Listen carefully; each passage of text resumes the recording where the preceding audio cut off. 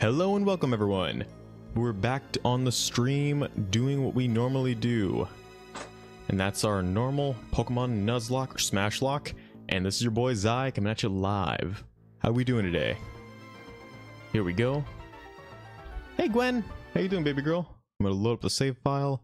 Sorry about this. Terribly sorry. Let me see. There it is. Number 17. Hopefully everyone's having a good day. How's everyone's 4th of July been doing? 4th of July. Why is it so hard for me to say words? I can't tell. And as you can see, we have a new setup. Yeah, we changed locations, did everything, and I finally got everything set up. Now we have something that looks decent. Works good. And honestly, really happy about how it all turned out with the move. Took me forever, but I got everything done. And that was a little bit hard solo. What up, Shady? I'm gonna stay for about 2 hours. You're all good, Shady. No problem. All good. Okay, let me just check. Make sure all my internet isn't getting poured anywhere else. There we go. Strictly just on this. Okay. So let me go in. How you doing? How's your 4th of July? Everything going good? Let me check and see what Pokemon we have, because I kind of forget. Also, Gwen. Hey, Gwen. You doing okay? Sorry. New setup, so she can actually be a part of our streams now, if she wants to. I don't let anyone. I don't celebrate for the July. All good, dude. No worries. I just have to ask because it was a major holiday, and I like to see who does or doesn't. Oh, that's right. We only have Leonardo. I forgot about this. I forgot where we were. Ours is July 1st. Nice. Sweet. Hold on, don't tell me. Let me look this up. Actually, I want to be able to find out who's it July 1st. What countries for the July is July 1st? Canada. Okay, that's what I'm going with. It's either that or Mongolia, and I don't see Mongolia unless someone is from Mongolia watching this. Awesome, sweet. I like your guys' beef. Pretty good stuff. If not, I like Chinese food or Mongolian food. There we go. That's all I can say. Anyways, I do have a new camera set up, all this kind of stuff. I don't know, I'm just trying new things. And I finally have this freaking arm thing. So now I'm not, because before, I'm not gonna lie to you guys, when I was doing my streams, I'd have these boxes for my PC ports I made, and legit, I just stack them on top of each other, make it to where the camera doesn't see it, and just perfectly put the mic up to my level of face. So now we have technology. So if I remember correctly, yes, we are at the point where we're just getting that weird Poké Watch after talking to the creepy clown trio. And our goal is to once again get to the 2nd gym at least. We always try to do 2 gyms every stream. We try. But yeah, I did switch up the times. I know I changed the schedule. That's mostly because I'm in a new area. I need to find a job, do stuff like that. And unfortunately, I don't make money off streaming. So, or content creating in general. Not yet, at least. So I will have to get a job, meaning that's why I made the hours the way I do. So I can do this and have a job. And my goal is to get a job at a nice little GameStop.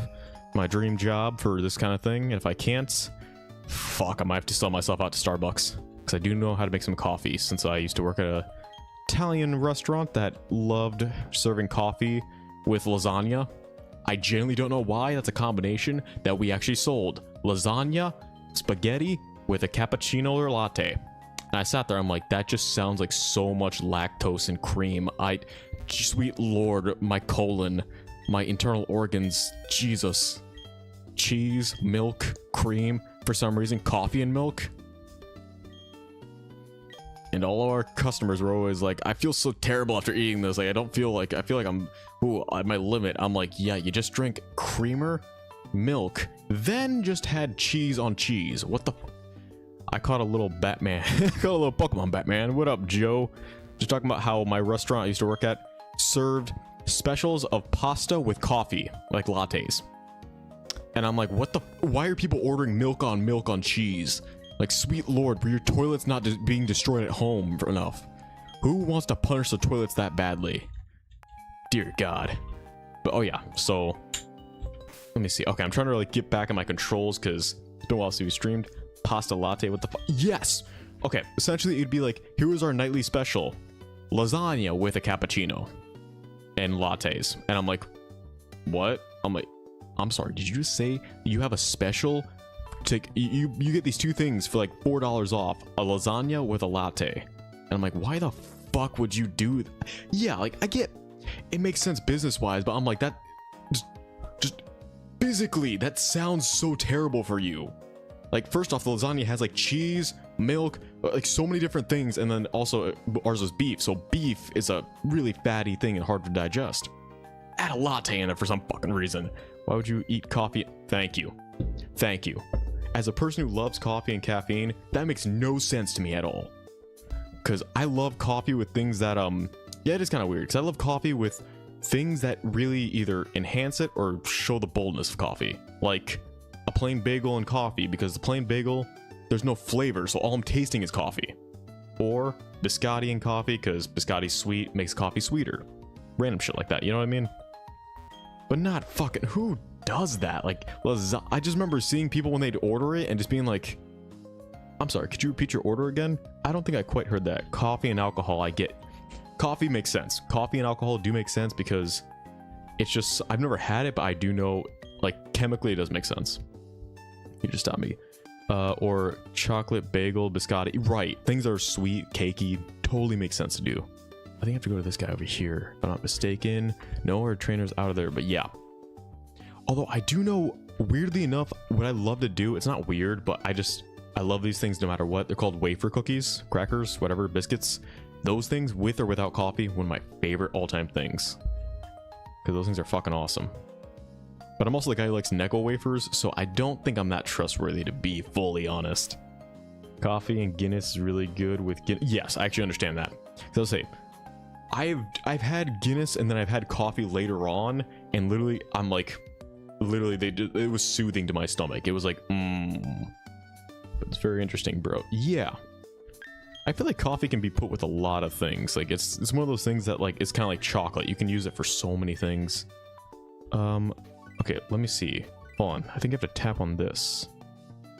Right? There we go. Okay, yeah, I don't have any of them. Oh, yeah, it's actually astonishing. Right. Or, I don't know if you guys have done this. Like, do you guys know, like, when it comes to chocolate, like, the higher the concentration of coca in the chocolate, it's usually better for you? And the 100% stuff, I'm not gonna lie to you, it is, like, the most bitter thing there is. I love it because of that.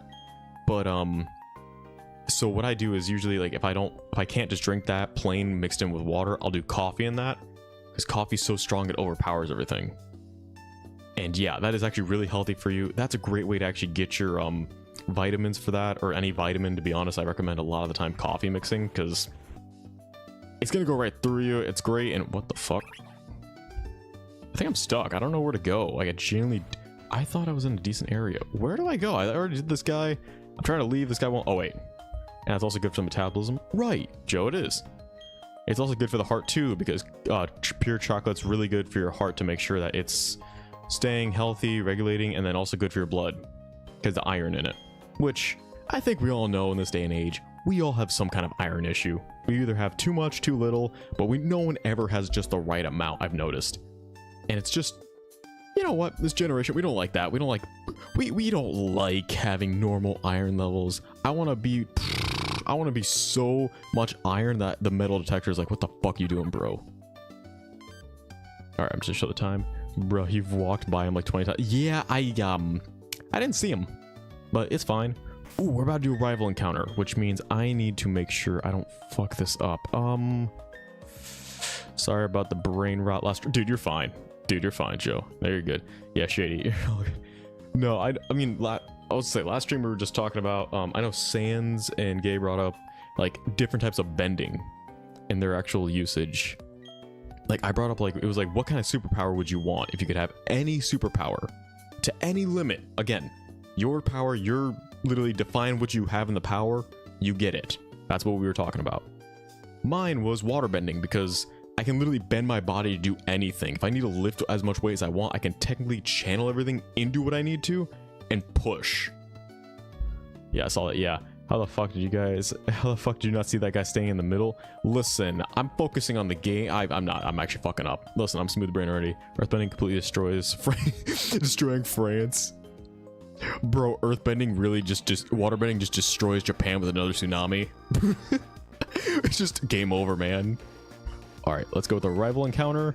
And okay, yes, skill. What's my greatest rival? Skill, because I have no skills in gaming. But I also kept thinking about that question later on, and honestly, one power I would love to have is to be able to control my luck rate. My actual stats, like the stats I have in real life, anything like too high, too low, I want to be able to just on my own be able to be like, hey, what's the stats that I win this rival fight? 1 hit KO'd instead of being 0, 100%. Ready? If this works, I'm actually be really happy. I know it should never work this way, but I'm actually be really happy if this works. Okay, we got close. But anyways, stuff like that. That'd be like the all-time power, just be able to control mine and other people's chance rate. Dark Souls character creation. Fuck yeah. I just become Dark Souls, just start spinning off into the corners, just going like, choose your character.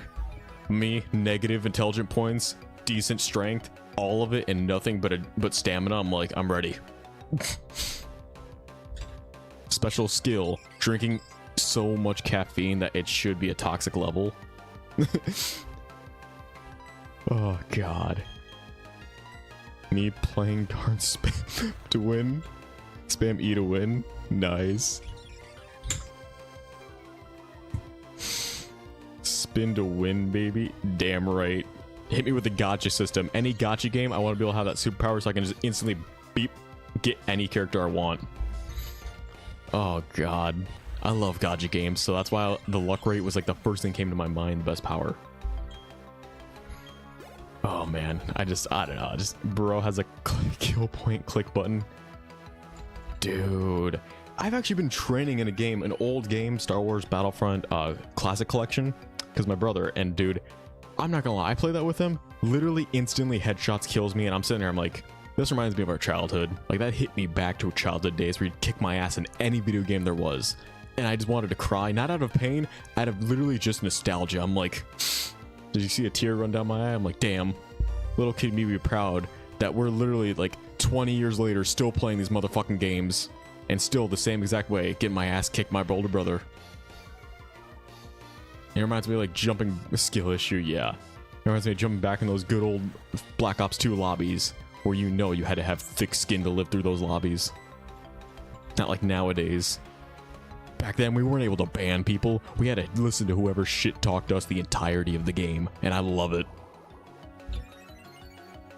The only thing that was annoying back in the day, I remember, was like when someone would listen to music. And I do this too. When I game, I'll put on a speaker or something in the corner, listen to music, like usually anime or openings.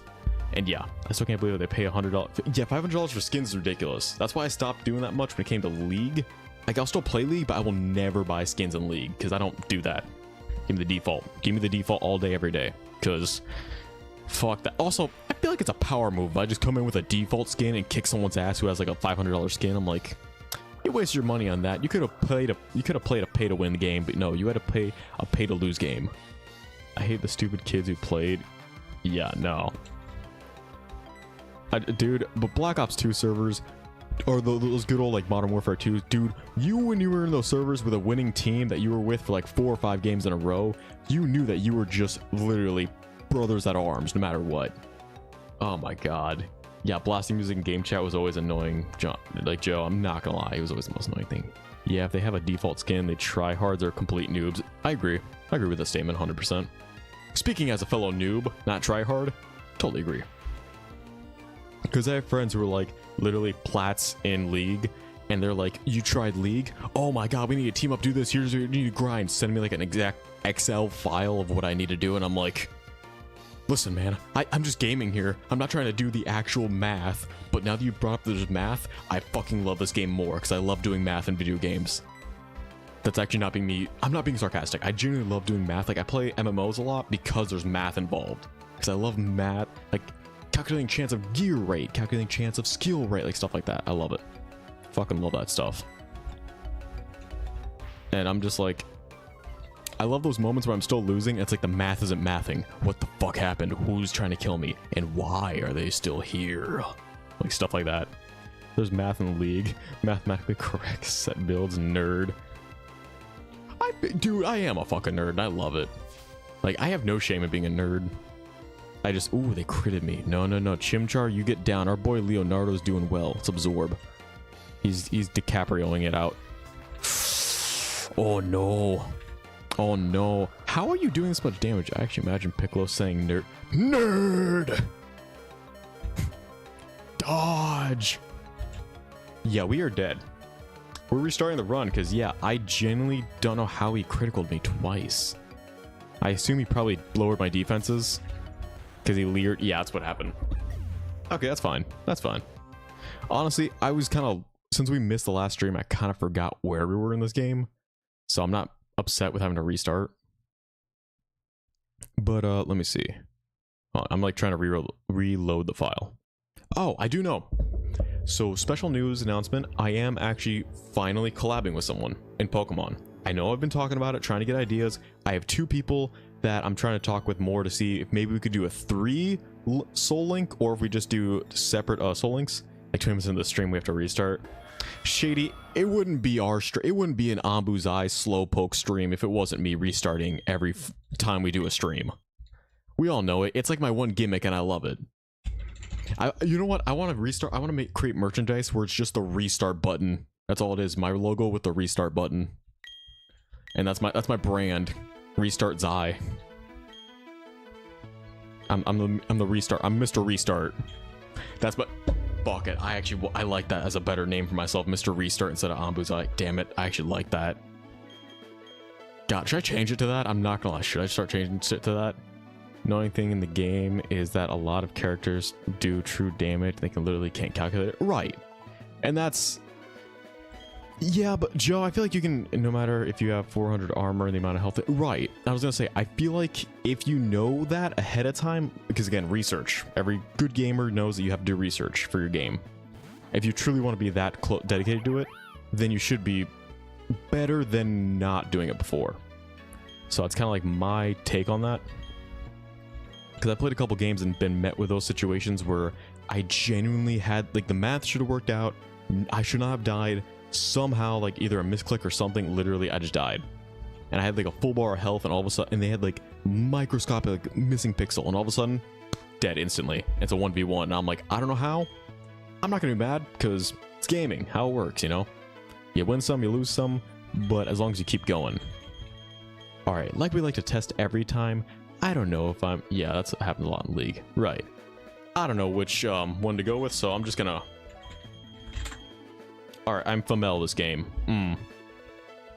Sometimes it glitches or makes time miscalculations in a second. Yeah. And another thing I thought about too, Joe, it also could be like my own keyboard or button, you know, input could be just off by a millisecond compared to my opponents, and that's what killed me. Alright. ZHY. But yeah, so that will be coming up probably in the next stream or 2 is my Soul Link stream with another content creator. So that'll be fun, just to have us to, you know, to where I am equally sharing the pain with another content creator while you all get to enjoy it. And who they are, I am not sure yet, but we will find out, just because I'm still trying to figure out with these 2 people. Not to say anything, not to, you know, I'm not paying favorites to either one. I'm just trying to see which one's schedule works better with mine. Because again, like I said, I'm trying to get a job. I hope they like to restart often. True. Well, see, that's why one of them wants to do a Soul Link, one of them wants to do a Versus. And I'm like, if we do a Versus, I guarantee I'm losing because I restart so often. But if we do a Soul Link, I feel so bad for the person I'm working with because we're restarting so fucking often.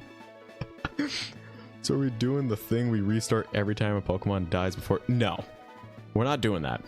Thank you, Joe, and and everyone else who kept bringing that up. Yeah, you're right. It does not count until the Pokeball thing. So yeah, we won't restart until we get the Pokeballs. And I know that means I just fucked up the last 15 restarts. 16, because we're restart number 17 right now. But still, like I said, and you said I was lying. That's crazy. You know what? Fair enough, Joe. I apologize for that. You win. I didn't do great. But, you know, I didn't know what the fuck it was either, so I saw that too. I didn't know what it was. All right, what am I calling our rival? I lost a skill already. I think I know the perfect name for my character. Who will I name this after? It's my greatest rival of all time. It's okay, I appreciate that, Joe. My greatest rival of all time. Where is it? Hold on, how do I spell it? I forget how to spell things. Oh god. Officially? I forgive you, officially? What's my greatest rival of all time? Where is it? I forget how to spell this correctly, but I'm just gonna spell this. I think I spelled this right. If not, I just spelled Brian by accident. How do you spell brain? Oh, let me get Google out here. I literally have to look up on Google. How do you spell brain? I fucked up how to spelling. I spelled Brian. I spelled Brian. God damn it! I knew I did. I knew I would do this. This is why it's my greatest rival. I can't even spell my rival's name. I fuck up so bad that it does this. All right, here we go. Brain. It's officially me versus my own brain. Who will win? I don't know, but either way, I'm losing. Because either my brain's so shitty it lost, or damn, I should have named it Small Brain. Yeah, you're right. S Brain. Brain S. All right. Now we're just going to skim through this because, for God's sakes, this is always the longest part.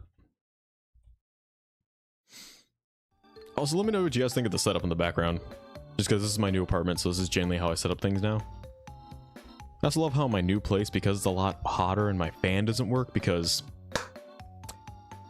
I live in a kind of a crappy apartment. It's okay, it's decent for what it is, but it's kind of crappy, so like my fan literally only works if the light's on, and that's really annoying because I'm wasting electricity doing that. So I have to wait to buy a fan. But yeah, that's why Gwen's very sleepy all the time, because it's hotter than usual. I think it's like 75 degrees, 74.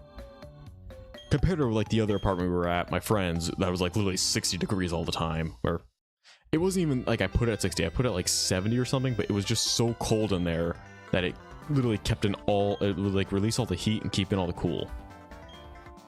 Which sounds great in theory, but it's terrible all the time because you're just fucking freezing, walking around like 2 pairs of clothes. I'm still very appreciative of my friend for doing that. I fucking love my friend. But yeah, that was just, I'm like, this takes me back to when my AC was broken in college, because that happened with that friend and our other 2 roommates, which are our friend group, our best friends. We had our AC broken to where, would you care to guess how cold our apartment got? I would love if anyone could actually guess it right. Because I remember, so part of the thing is, our AC broke and we couldn't actually read what it was. Because the AC, like literal thermometer broke and gauge broke. So we were stuck with whatever happened and we couldn't figure it out. Me being the electrical engineer of our friend group, because we were all specialists and one was electrical engineering. My friend who I stayed at was mechanical. Another one was cybersecurity. And then our last one was a mathematician. Because we're all fucking nerds and I love it. And I'll be honest, I was the dumbest of the group. Love that shit. I'm like the slowest of the brains. Anyways. So, I was like, you know what? I've taken about 2 years in electrical engineering. I can do some stuff. I built a fucking thermostat. Like a full-on thermostat that would read any slight changes in our room. Because we couldn't actually read it. And it would tell us in... I remember, I got bored, so I made it to where not only did it tell us in Fahrenheit, it would tell us in Celsius, and it would also... like, because it would be like a rotating thing, so it'd be like, here are the degrees in Fahrenheit. 10 seconds later, switch to the Celsius. 10 seconds later, here's the time of what it is right now. Because I got really bored one of the days and I was like, fuck it, give me their, because I made it in Arduino, so I was like, plug in the Arduino board, type in code, and I was back in my days where I would code so much it genuinely was like a second language to me. I mean, it's still like, it's like when you learn Spanish in like high school and like now you go back to it, you kind of know it, you kind of don't. You like, you know, 1 or 2 words, but you have to read, you know, do the books and all that. Anyways, so yeah, I want to say temperature was, because I remember we all had to wear extra clothes. I remember having to wear 2 shirts, like 2 actual thick shirts, 2 pair, like a pair of sweatpants and then shorts underneath. A jacket over all that, and I was still so like moderately cold. Oh, and socks too. And one of our roommates were Snuggies all around the apartment, stuff like that. Like that was like, I'm not gonna lie, when he had that out, I was like, God damn it, that's a genius move. I wish I would have bought a Snuggie. I never did, and I would make fun of him because I'm like, it's too hot where we live to wear Snuggies. I'm like, damn it, he's right. It's perfect. It's genius. Why didn't I think of that? But yeah. Anyways, that happened, and the temperature was under 50 degrees. It was 45 degrees in our apartment for 6 months because our school's dorms maintenance did not give a shit about us. And literally, they came, looked at it for 5 seconds, and was like, yeah, it's broken. Walked out, never came back. 6 months later, as we were ready to move out, came back, looked at it, and was like, that's broken. Tweak, tweak, tweak, tweak. All right, it's done. And I'm like, we waited 6 months and we're freezing. And I remember waking up at times thinking I generally got like frostbite on certain parts of my fingers. So I was like, I can't feel them at all. Like, it'd be so bad, my phone, whenever I'd walk in or out of my apartment, would fog up instantly as if it was in a freezer. And I'm like, this is how I know how cold it is. When all my shit's like that. And again, doesn't sound like a problem in theory. When any piece of technology has that issue, and there's electronics involved, and me being an electrical engineer having wires exposed and shit, that means it just gets short-circuited. And my projects, because I had to do my projects in my room, all my projects, wiring, stuff like that, instantly just ruined.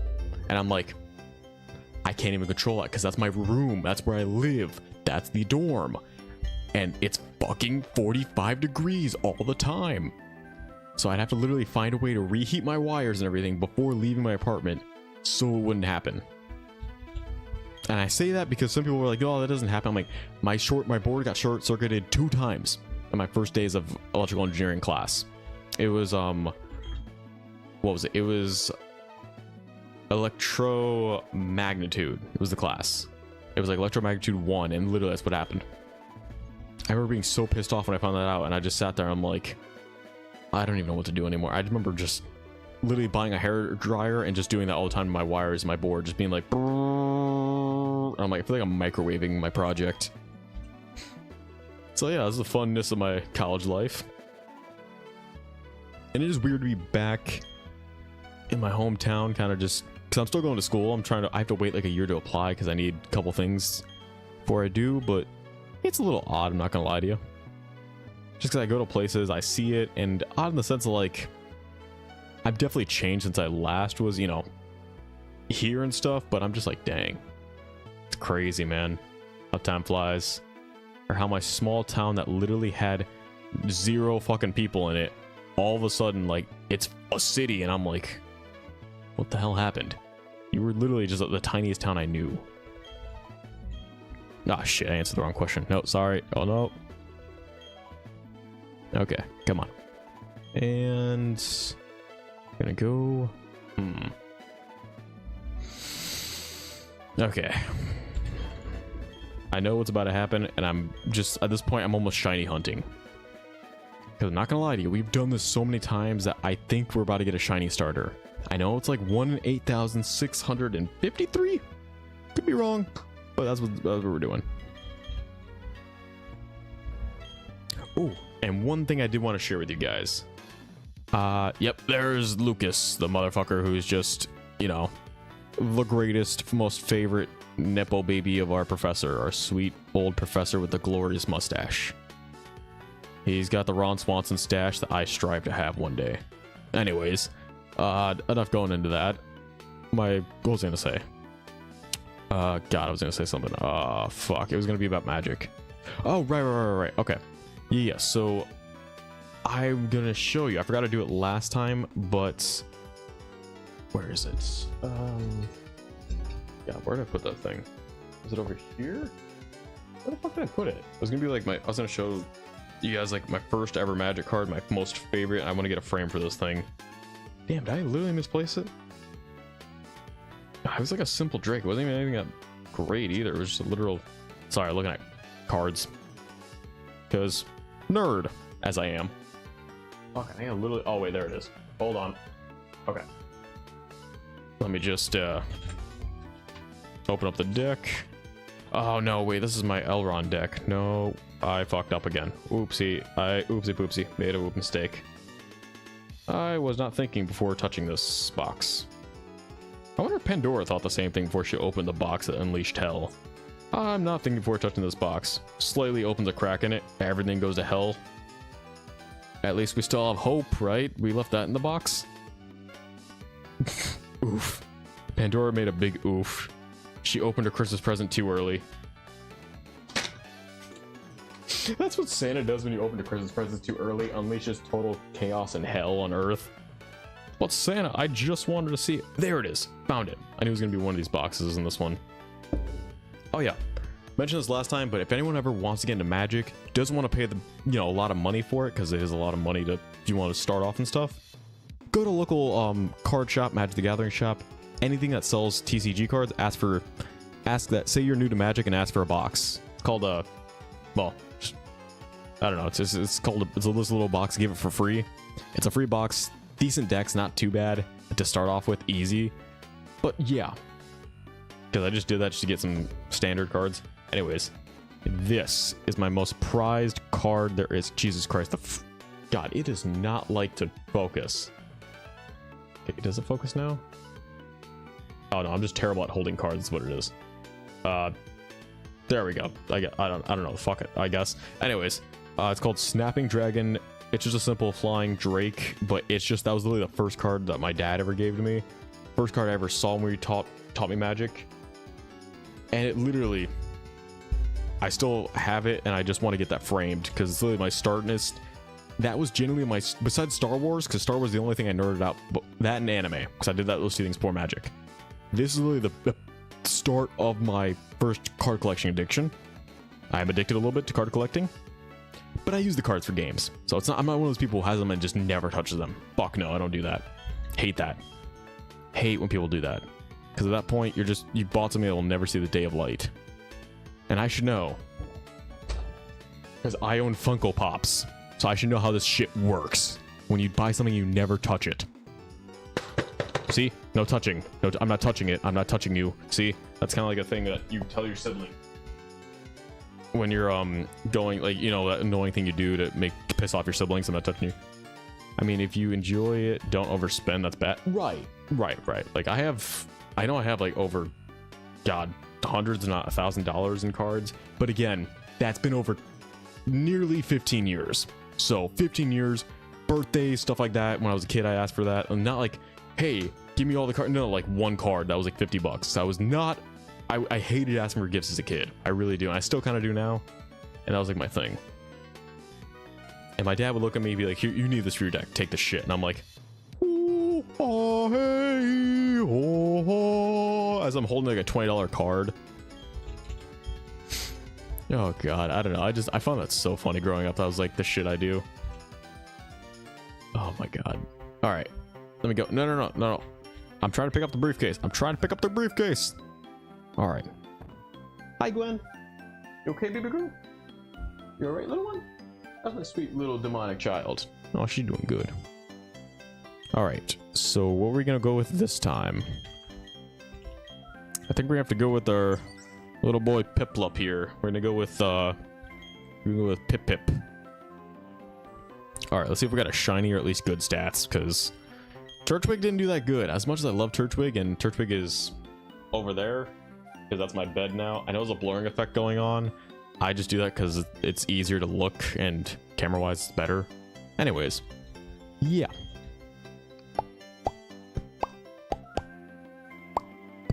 Sorry, I do stuff like that randomly.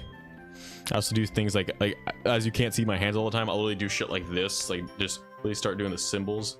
Or wait, 1, 2, 3, 4, 5, 6, 7, 8, 9. Sorry, she'd already nerd shit, anime shit, because I am big anime nerd that collects manga, and not all the manga, but my favorite ones. Bros Obito. Listen, I'm not Joe. I am not creating World War III over a first grade, or what was it, third grade crush that just utterly cucked me for a better guy, in my opinion. Didn't even really cuck him because she actually did like him. He just never got the courage to say how he felt. So to be honest, no, I'm not that guy. If anything, I'm more of the Rock Lee. I am not the main character, but I am a goddamn man who will just literally be his own self, never fully apologize for it, and be fully energized as if I am just on cocaine. Alright, I'm gonna growl at you. Come on, Turtwig, what are you gonna do? We're gonna do a little turtle boy. That's right, nothing. You got nothing on me. Because I'm Piplup. I'm the big P. Probably shouldn't say that out loud again. Piplup, call it Big P Piplup. Oh god, okay. Bro, I still remember that reveal when it was Obito. I still remember that shit to this day. Like, there are a few things that I can say I have core memories of from Inside Out, kind of like core memory shit. That is one of them, when me and my bros found out Obito, that whole thing, and just being like, oh my god, I didn't know. I thought it was modern. I'm like, holy shit.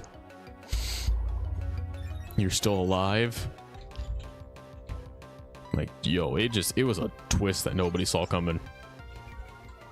All right, come on, Turtwig, come on, you know you want it. Yep, come on, give me a hit and I'm gonna hit you back. Also, I've been applying to jobs and I applied to GameStop first. That was my first choice of jobs I'm going for. Sorry. The second thing I got is a rocking chair now. I didn't buy it. This place came with a rocking chair because it's furnished. And yeah, now I'm just gonna do this when I'm bored. Sorry, I get very sidetracked. Anyways, so yeah, I started applying to jobs. Like, GameStop was one of them, outside of my career jobs, like degree wise, because I applied to degree jobs, and then jobs that I know I'm gonna get because they need people. I'm willing to be underpaid if I can live off of it. It's kind of how I am right now. And one thing I found funny was, like, I was well, I thought it wasn't cucking. She thought he was dead. No, I meant before that, because Joe, it was like, because remember, she was still into Kakashi and then she died. Well, no, because she was into Kakashi and Obito, but she was into Obito in like the best friend to lovers kind of way. She was into Kakashi like the bad boy to literal like love, you know what I mean, like intimacy to loving way. And that's how I read that, and I was like, oh, he's not really getting cucked, but he kind of is. I think she liked Obito more and would have ended up with Obito because Obito was literally was like a partner like that. Kakashi, it would have taken work, but yeah, because he was kind of fucked up at that point. Not his fault, like his dad, the whole situation happened and stuff, but it would have taken a lot of work. And as much as I love Ren and Kakashi at times, like their backstory, I don't think it would have worked out with those two, just because Obito was so much better for them, like with Obito and Ren. And just when you saw the episodes, and even like it was filler technically, but I don't count it as filler, I count it as canon, like actual main story, because it explains their backstory when they were like they were pre-academy. They were literally best friends. Like, they were never just, they were inseparable, and I'm just like, dude. And Kashi was just like the cool guy that was there, and I'm like, yeah, that's how it is. Turtwig, did you not take damage? Oh, you took barely any damage. Oh, damn. Okay, and boop. Yeah, I'm gonna lose this fight, but we're not gonna restart. We're not restarting, but I lost this fight. So I'm assuming that our Piplup has shit stats. But I will agree, Joe. Definitely she liked Obito better. But yeah, so, and I'm like, I find it funny because I told myself I was done with food jobs, and I'm like, I'm not gonna lie to you, I might just end up working for Starbucks so I can learn how to make their coffees for future family and friends and people I want to make it for. And if Starbucks is like ever watching this, like for my, you know, because they say they check your socials and everything for interviews and before that, and I'm like, well, if they see this, tell me your secrets. Tell me how you make the drinks so good that people want to keep coming back for them. Because think about it like this. I can do that, teach people how to make it on stream, and boom. I keep making people come back to the stream because I know the secrets that Starbucks won't tell you. I know the secret menus they won't let you hear. I will do it to where they'll try and JFK me. I know it. They'll try and poison my coffee. And that is why I'm a Panera man all my life in Dunkin'. See, I feel like I'm not gonna get the Starbucks job just because I fucking said that. I know corporates, and they're like, yeah, this guy's a little not on the right page. And I'm like, see, this is why you need someone like me at Starbucks, because you need one wild card who, when someone's about to Karen out, is like, okay, time to break the bat, time to break some baseball, you know, time to break some skulls in. I'm ready to kick someone's ass when they're trying to Karen me at Starbucks. I know I'd make a great manager if I ever was one, just because I would not take shit from a lot of people. And I'm like, okay, we're gonna do the policy of I refuse to serve you, if you you want to like start stating what your rights are, great, you can do that outside, or I can get the cops involved. We can really see how legal this gets.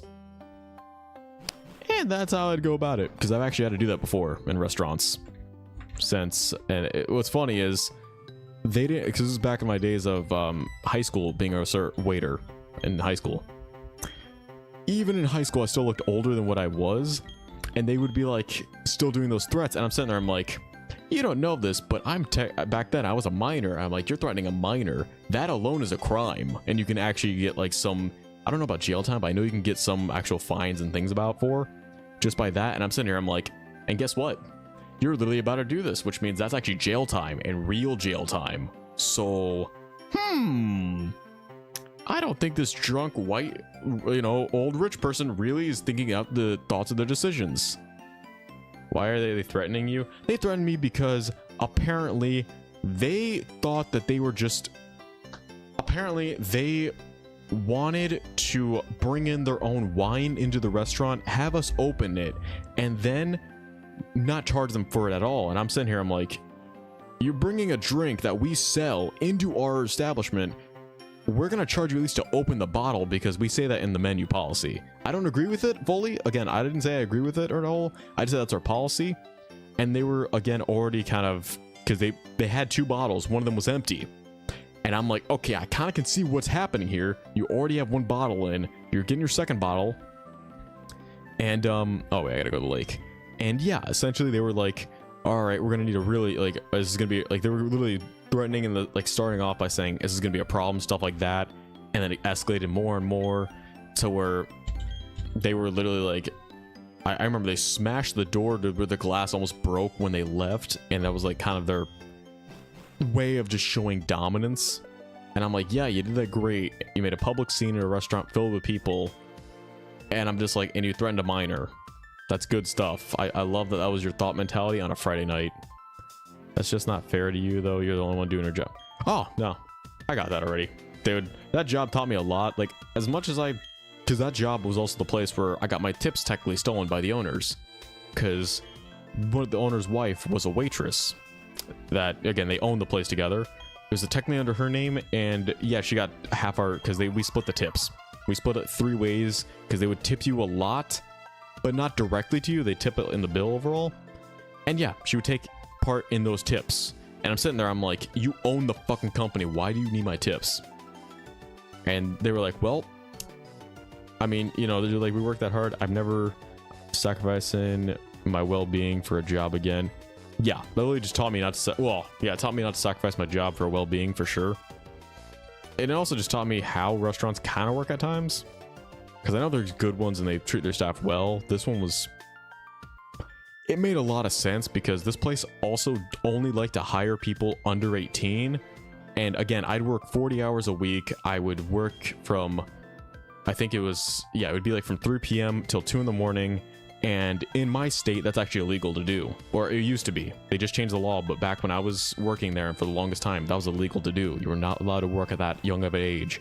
During that time frame, because technically even then, your license was, you weren't actually allowed to drive during that time because they have curfews. Technically, and because school and stuff like that, so they had to write in the law there was curfews and stuff. And yeah, so I was literally like, here, I'm gonna go up to the next town. I was literally like fighting with them a little bit on the times. They also hated when I would talk about opportunities for different ways to make money, because a 16-year-old, I am making full-time job money because I'm working full-time hours or near that. Because I worked 40 hours a week and I'd be doing that.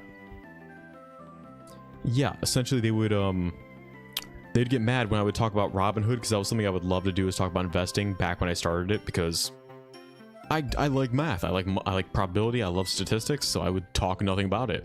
Because again, I play a card game where it's fucking the game of economics.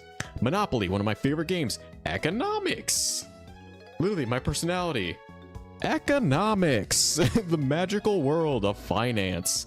And my embodiment is literally of a goddamn, I know I have like the personality of any good accountant, because I love working with numbers, I love doing that, but I also have a weird kind of, have you ever seen Lord of the Rings? I have like a Radagast side in me where I just love being with animals and being like outside, and I'm like, these are conflicting things. Anyways, and yeah, that job, yeah, they hated when I did that. They also were very weird in the sense that they were trying to be very, here's how you know with the sense of in any job.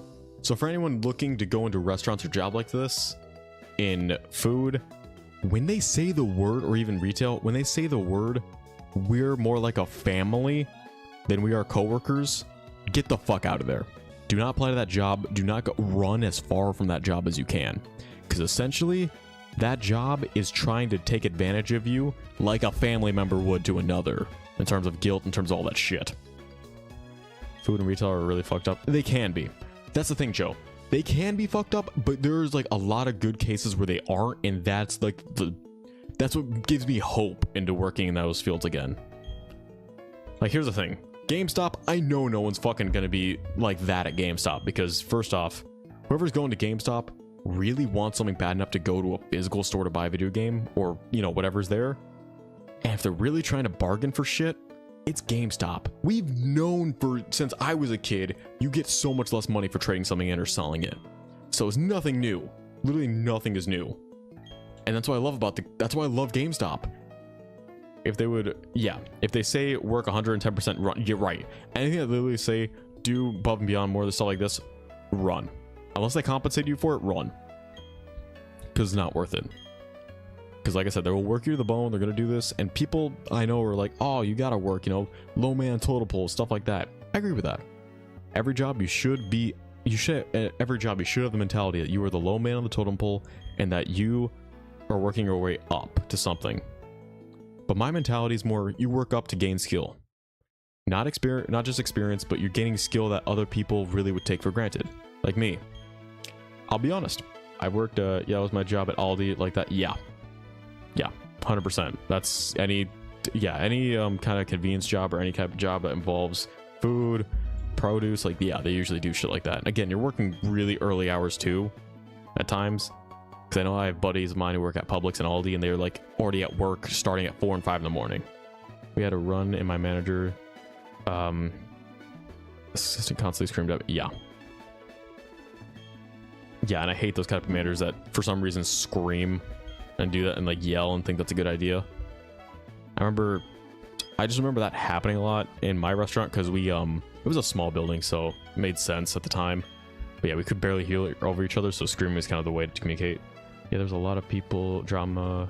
People don't want to do their work, and they're screaming at me to do more. Right, and at that point, get a different job. Like, not in the sense that you need a different job, definitely. That'd be my guess. Because that's not a problem with you or your manager. That's a problem with your management.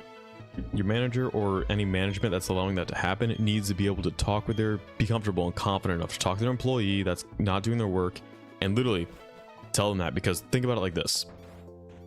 That manager was wasting more money keeping you and that person rather than firing that person, doing their job until they can find someone better, and just letting you stay and not having you do double work. But since they're having you do their work and not firing that person, they're paying for you and the other person while you're doing both jobs. It happened to me only because I was 18. Right. That's another thing I hate, is that she was constantly saying I was avoiding my work and not doing enough. Right. And that's honestly, I hate that people do that, because in my book, in my opinion, it is ageism in reverse. Because funny thing in the workplace, ageism, that's meant for anyone 50, 45, or 40 and older that is the company usually tries to fire them so they don't get retirement benefits, stuff like that, before they kick in. And a lot of the work settings now, from my perspective, my experiences I've had with people and my friends, it's ageism in reverse, because we're so young, they treat us as if we're literally like shitty, like genuinely just terrible people and terrible workers. Like, no, we do our work. We're just not going to get, we have a good mentality, which is we'll get paid for the work we do and are expected. Nothing more, nothing less. And calling me saying my lunch break is done, it was bullying. Yeah, literally that's excessive. No, I remember my, that restaurant job, and I had so much anger I wanted to beat her up to a point. Right, I'm glad you didn't. Hopefully you didn't. I'm just saying. But yeah, that was my job as a waiter. I would have literally, I remember one of my bosses, I had the day off. I called it off because I was going to go to a fair. And it was literally a fair with friends I haven't seen in years. And because we were like middle school friends, we'd always talk every now and then. And then high school, you know, I was working at that job. And literally, just one day it came up and I was like, yo, let's like, I was like, okay, we all like got together ready for the fair. And I was literally on my way leaving for the fair. And my job calls me up and says, hey, these two people have these two fellow coworkers of yours have cross-country meets. You need to cover their shift. And I'm like, how long have you had this information known? They're like, oh, we knew when they hired them. And I was like, and you didn't schedule me for those days, right? They're like, yeah, we didn't schedule you that. We were supposed to pick up those shifts. And I'm like, if you didn't schedule them for those days, you didn't have me pick up, like, you didn't schedule me for those days either. I'm not picking up their shift because I have literally somewhere to be, somewhere to go, and something I've planned for a month with my friends. Because again, these are friends that I helped me through middle school and stuff like that. I have not seen. And yeah, my parents really were like, we're so scared. You were like literally saying you wanted to beat her up to Bloody Pulp. They said it's okay, you can quit. Yeah, literally it's better to quit than do that, than just get any more frustrated or anything like that, honestly. Because my god, yeah, it hits. You already asked me to pick up the shifts. Yep, that was me. I'm the same. I'm every job, I'm really the guy who always gets asked to pick up shifts. I used to be the guy who kept saying yes, and I was a yes man because my family, that's what we were taught. We were taught, you be a yes man so your boss gets to notice you more and do stuff like that and earn their trust. I do not do that mentality anymore. I go in and out, do what I feel in the sense of respectfulness, but myself. I will always be myself and respectful. Because a boss cannot, you know, respect who I am and respect my work mentality. It's probably not a good fit then.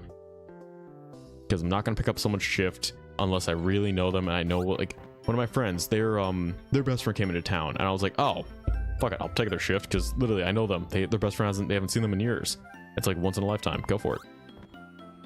Yeah, like constantly asking me to pick up their shifts. Yeah, because they take advantage of me. Take advantage of us, right? Yeah, it's ridiculous, honestly. And I know there was one system I liked, one of my jobs, and oddly enough, it was a job that I quit later on, but it was a job at my university bookstore. They had a system where you could trade or kind of drop shifts for anyone to take. That is what I liked because it was never expected of us to take shifts, but when we did, you could see who did, and they would tell, like, you could also give a reason why you did it. And that would be a really good way I would pick up a shift and really say, I know their family's coming into town. Or another reason I'd say is, I have extra time, you know, in between classes, stuff like that. I'd love that. Because managers really, like, I remember that job, I remember right when I quit, I was actually about to be promoted to assistant manager for retail. Because each department, we had a retail, we had our front desk, we had a cafe, we had like technology section of our store. And you get promoted either way. Working at a library seems like it would be nice. Dude, I would love to work at a library. I've seen they have some openings, but it's full-time, and that's my one issue with it, my one gripe. Because I need a part-time job right now so I can still do the streaming, and so I can get volunteer, because I want to volunteer, not just at a soup kitchen, because that's something I want to do on my own. Because I fucking love doing that. I meet so many cool people that I genuinely love, so that's one thing I love to do. And another is, I need to get some kind of way to get letters of recommendation, so I'm going to try and volunteer at, different clinics, for my grad school. So that's like one thing I do need. And literally I asked my grad school, like, how would I do that?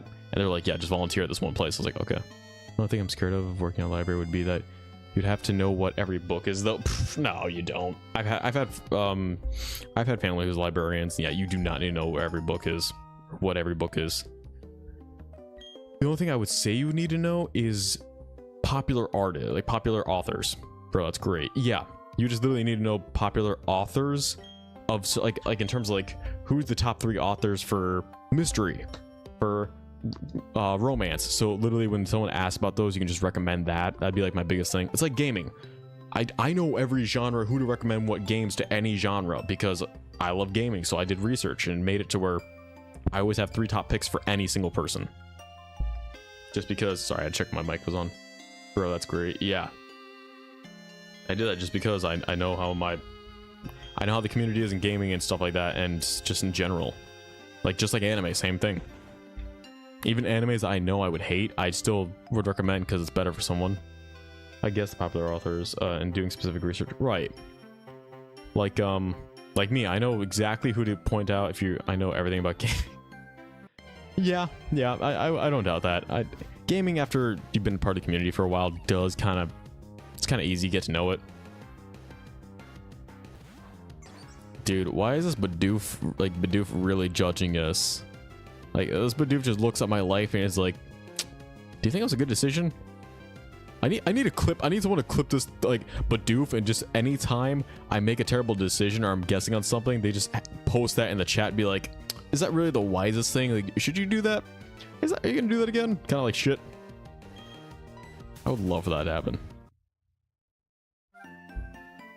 But yeah, and then, oh god, I was gonna say, I know the last job I had at Quest as a lab processor, I'm not gonna lie, it was a good job. Not bad. Generally treated me good.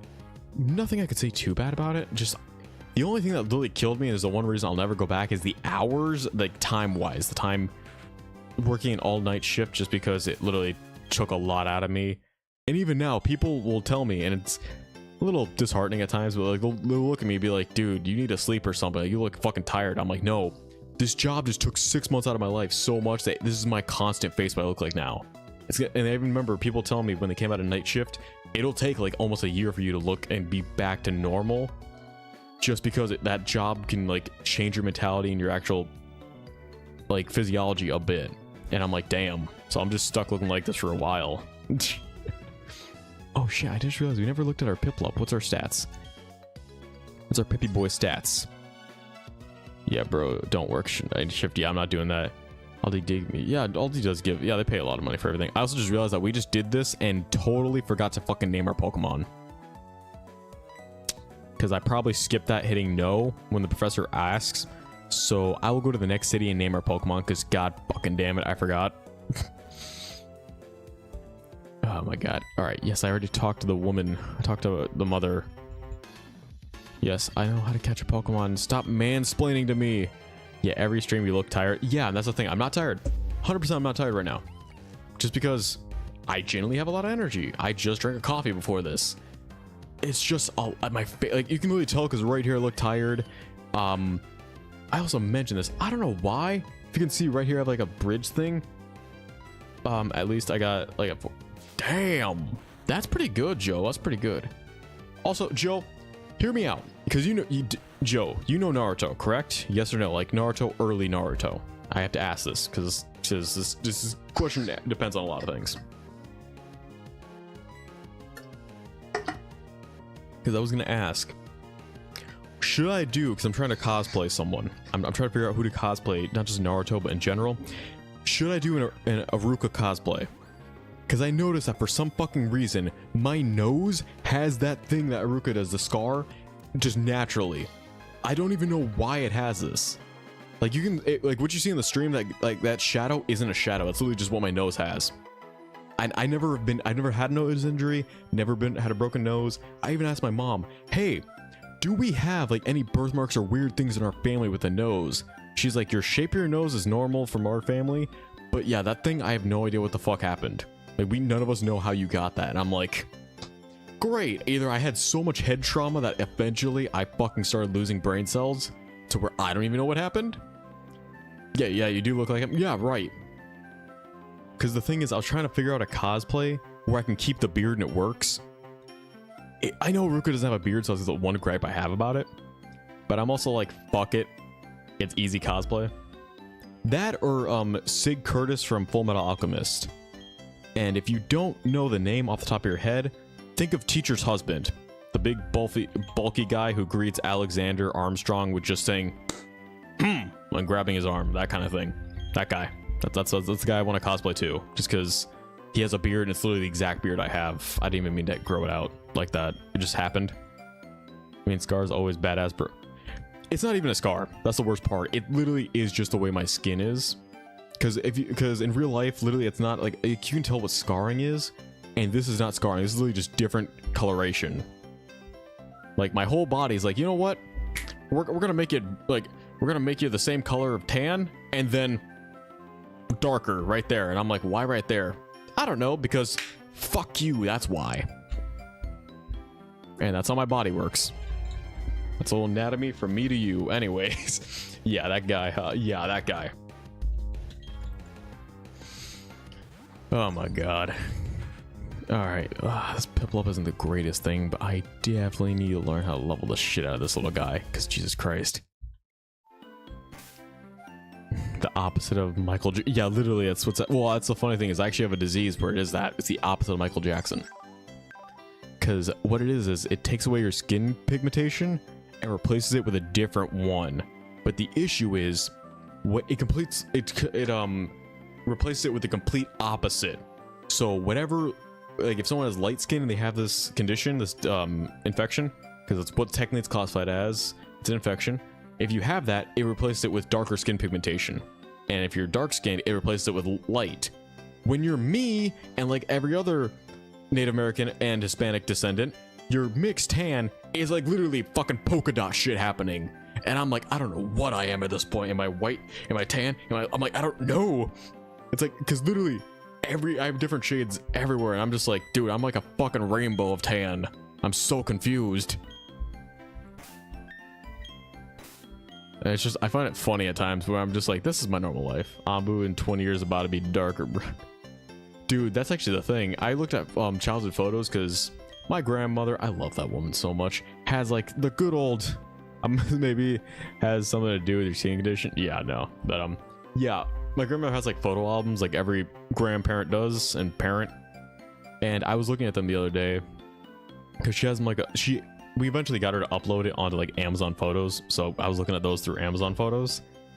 And literally, I remember when we would go out to the beach every weekend with her, because I stay at my grandparents every weekend. So we'd go to the beach.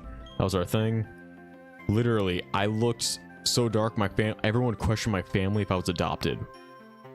And the funny thing is, I'm one of the only people in my family who isn't adopted. And I got that question all the time. And I'm like, damn, that hurts. Like, they would literally look at me, look at my two parents and be like, is he adopted? They're like, no. And they look at my mom and be like, did you? And she's like, no. And they're like, I've seen that with Native American people mix, like they start white and then turn dark tan. Yeah. Yeah, what's funny is I'm starting to get my color back from being at that literal job, the night job. Because, dude, I was so pale at that night job. Like, even now, I look twice as, like, if not 3 times darker than what I was. And I find it so funny, genuinely. Alright, I need to add the code to do this, candy stuff, or candy. Oh, wait. Definitely adopted. I was almost adopted, actually. Funny enough, I was almost adopted. But not in the way you think. Because technically, sorry, I'm looking at my controllers to see where my... Where is it? Okay, Z and X, my L and R. Z and X. Okay, now I should have the rare candies. And... bingo! So, essentially, I was almost adopted technically by my stepfather. And it didn't happen, but that's why I like to... I can technically say, yeah, I'm technically... literally almost adopted! Because it literally was like almost at the paperwork signing, and then they backed out of it. Not my stepfather, but like, because essentially the biological parent gives up the rights to the step parent, stuff like that. But anyways, it worked out for eventually to where it's fine now. It's just, it was a funny story I have. Yeah, you definitely started looking more healthy. Thanks, man. I appreciate that.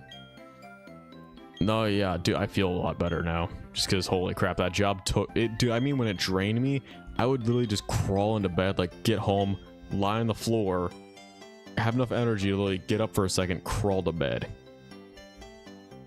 and just go to bed. Not even eat like a late night dinner, just because fuck that, or early morning dinner. I don't know how time works.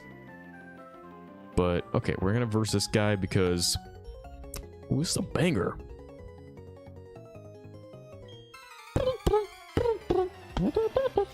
Sorry, got lost in the sauce. Yeah, no, I'm just, oh my god. I do know I'm gonna actually see my grandparents pretty soon. I think next week, just because one of them isn't doing too well, and I kind of want to see him before anything happens. So that's gonna be fun. It's gonna be a little surprise visit. And they live like 2 hours away, so it's like driving to Tampa and back, so it's pretty funny. Oh god. Okay, let me do this. Come on, Pippy boy. Stay alive. Stay alive! Oh god, the magic pixel. No. I'm getting smacked all around. Getting tallywhacked. I don't like it. No. Yeah. Gwen, help me out here, baby girl. Do you have any sage wisdom for me? Can I get some advice? Am I a good gamer? Damn, she didn't even give me the justification. I'm not a, she doesn't think I'm a good gamer. Damn. You know I'm your father, right? I give you food. Kids. Oh shit, I also forgot. Sorry, I have like a wax melter now. And I forgot I left it on. I know it's still fine. I totally forgot I left that shit on. I turned around, I'm like, why does it smell so like good? I'm like, I have a candle going.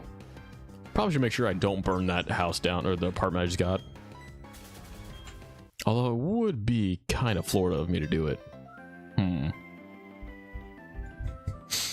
New YouTube challenge. This video gets 1 million views. I burn down my apartment. Oh god. For cats, you're not their father, you're their slave. Dude, no.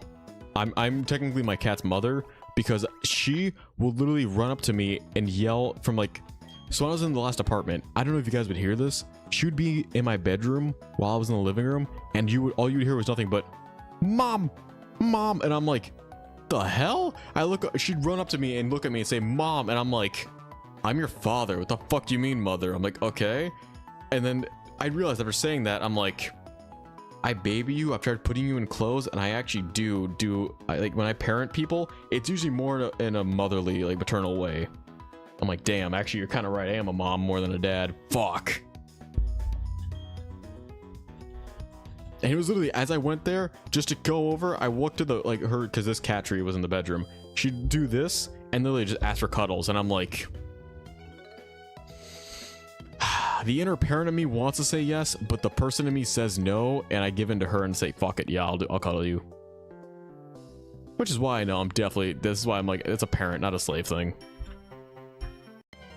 Tommy, mommy, Zai. Nah, that ain't me. I'm not, well, depends. Like I said, I'm a switch, so it depends, actually. It does depend on how that goes. Like I said, it depends on the partner.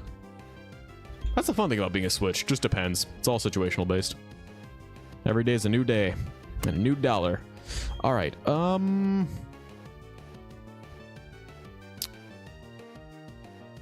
Still gonna run away from this one because I also realize it's not even our first encounter for this, because our good encounter is not even gonna come up for a minute.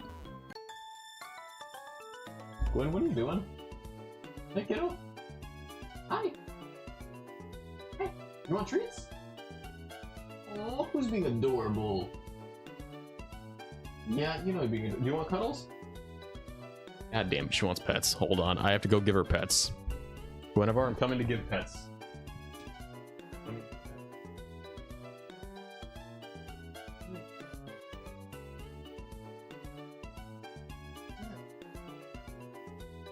Sorry.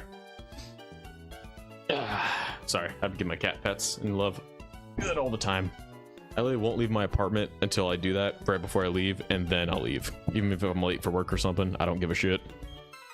At my old job, I literally was like half an hour late to work, and I literally, on my last day, that's right. So my last day, I usually show up like half an hour early to work all the time.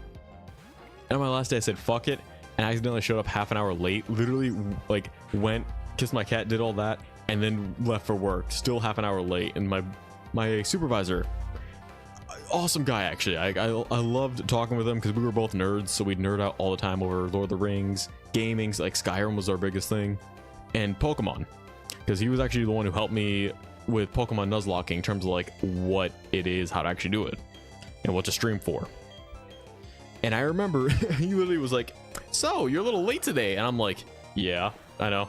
And he's like, huh, well, just and I'm like, were you gonna say make sure not to do that next time? Because there isn't a next time. It's my last fucking day here. There is never gonna be a next time. You will never see my face in this building ever again, and if you do, I hope to God that you are ready to shoot me, because I am probably not okay if I have to come back to this job.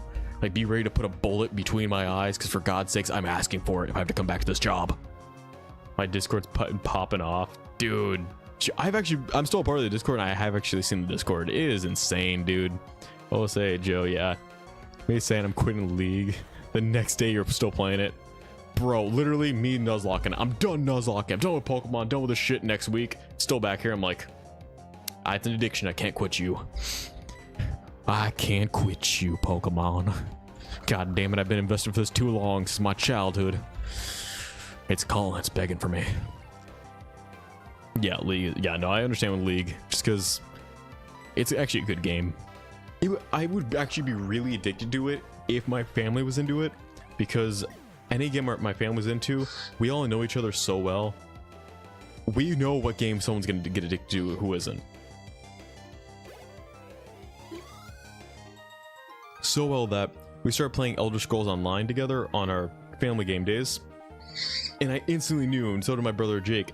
Our other brother Nate is instantly, or Keo, is gonna instantly get addicted to it. 100% gonna get addicted to it. Because he loves MMOs, but it's just, he has a, sorry, mic's on. He has a personality that, like, literally, once you get him on an MMO, a platform where you can do PvP and grind and stuff like that, it's a good, decent story. We lost him. He's lost in the sauce and already gaming all night. And I'm like, I fucking love that about him. Because again, he brings out that same energy into me, and I still love it. I've always liked the game, right? And that's what I'm saying. If you have a group of people that you like, that's why I get addicted to certain games like that. Like Star Wars Battlefront Classic Collection. I love the game. It's pretty good. And honestly, childhood nostalgia, all mixed into one package. That's a beautiful cocktail of addiction, known as gaming addiction. But that's just a theory. Game theory. Okay, sorry. Look at a little bit too much into that. Put too much effort into that one. I've been playing Remnant 2, and it's really fun. I will not play Remnant 2. And that's not to say Remnant is a bad game. My father loves Remnant. He's like the biggest fan I've known of the game. I can't do it. I've tried it. It's a decent game. It's not bad. I just don't like the mechanics too much. And I know with me in games, if I don't like the mechanics, you kind of lost me a little bit. I remember I beat the game because we played it for our family game day, and I beat it because literally my father liked it. That was the only reason I played it, only reason I beat it. And I'm like, because we rotate our games based off of who wants to play what game, and we each get turns, and it was my dad's turn. He got it. We played it, and I'm like, I even said it one time. I was like, I'm not being rude. I'm sorry if this comes off rude, guys, but I'm only playing this because you guys literally, he likes it, and that is it. Like, I will, because he was wanting to buy DLCs and stuff like that. I'm telling him, I'm like, I will never touch this game again just because, I'm sorry, dude. Like, this game really does not sit well with my playstyle. But like I know, ESO, like Elder Scrolls Online, I love it. It sits in my playstyle all the time. Titanfall is like in and out. Like the Titanfall 2 was like 50-50. Because I can play it a lot, I just can't play it forever. Like, it's not the game I can always hop onto. Star Wars Battlefront, I can always hop onto that for some reason. Because the game mechanics are old, so lots to do. Anyways, yeah. I've got the Invoker. It's a good game for people. Right. And that's the thing. I think it's also another thing is the lore and the story writing for who. Like, because for me, I love Star Wars and I love Skyrim. So when Elder Scrolls came along and it's like, hey, here's Skyrim and like the world's lore in a Star Wars like grand scheme of things, I got sense. I'm like, you sold me. Fucking take my money. Take it right now. Do it. You know what you're doing, you goddamn geniuses. You at freaking Bethesda. I'm like, do it. Take my money. Take it all. I don't need it. Money? Pfft, I don't have it anyways. So yeah, that was that's how I got into that game, deep into that game. All right. Let me see. Yeah, I know, Lucas, you're doing good. Yeah, you're talking to people. Okay, fine, buddy. Yeah, you do you. Just keep going, you're fine, you're fine. Actually, let me see if I can do one thing real quick.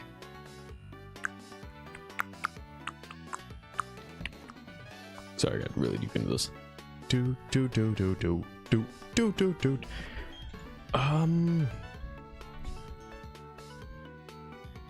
I will say, I do know one thing I do like, and that's something I'm not, it's not like a requirement, it's something I love to be able to do, is like, because I mention this all the time, and again, I know it might sound annoying, but I'm sorry. My background, everything is in trying to go for is family and marriage therapy specifically, and talk a lot about this, but like partners, people I hang out with, I like to find one game with every person to be able to either do fantasy or competitive in.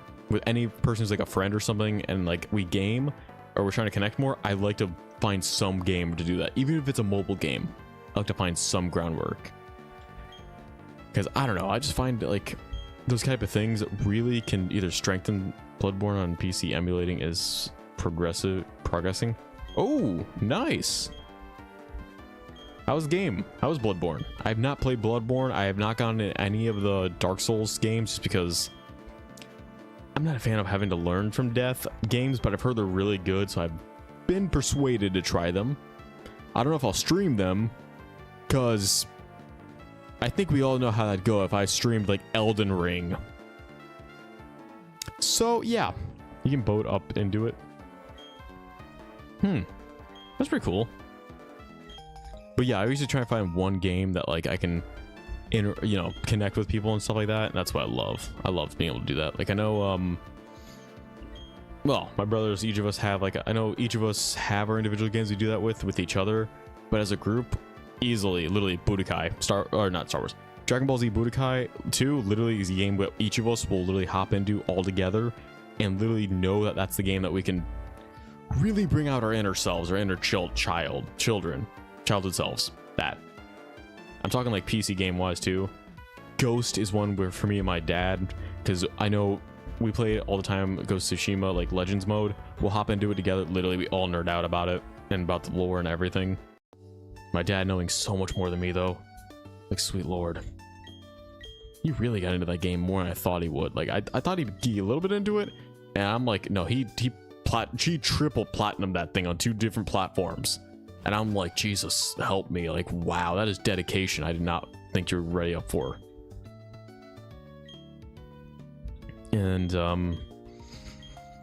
yeah, no, so I do like to find that with people, especially if I'm like going for partners or anything like that, or like best friends. I love to find a game like that where I can do things like that with them, because gaming obviously is a big part of my life, and beyond that, you know, people interacting is a part of my life. Bring the two together, you know what I mean? Like, you know, just it's like that kind of system. It's how things work.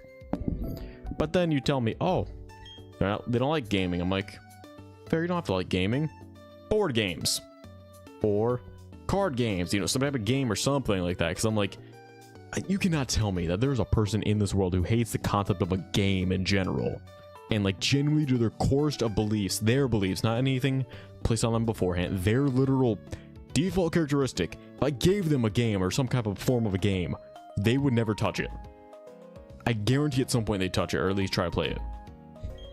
Which is why I'm like, no, there's a game that literally we can connect with, play with, or do something with. And I'm like, and there, that's why I tell every single person. I'm very adamant about that too, because I'm like one thing is an ideal thing for me is like meeting people who play the trading card game I play, because you can do so much with it, and even then you can bond over just opening packs, stuff like that. Like, I love that. It's a rush of serotonin and dopamine trip that you'll never forget, literally. I've opened up packs that are literally the most valuable card of the set. I sell it literally to the store for money as I open it. So I literally got my money back for the pack and then made money from it to probably either buy cards or just take the money and use it for rent or something. Because some of the cards I'll literally find, hey, open a pack for $8, got a $100 card out of nowhere. I'm like, hey, store, here you go. I'm selling it to you for, end up for like 50 or 60 bucks. A lot less than what it is valued at, but 50, 60 bucks I just put towards the rent. And obviously the cards I don't use, so I'd rather sell it to the store or trade with someone, just to show that, just to know that they'll probably sell it to someone better, or if I'm trading with someone, they'll actually use it, not just hold it. Because I hate that concept, as we mentioned before. Alright, I'm gonna go heal real quick. Anyways, yeah. So that is my gripe with that. My 2 cents. Take a quick break.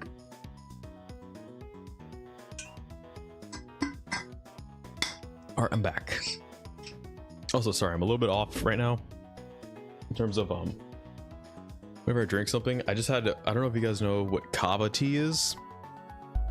Does anyone know what that is? I I know I just really, like, I've had it before once or twice. I've never really known what it was. But let me look it up. Kava.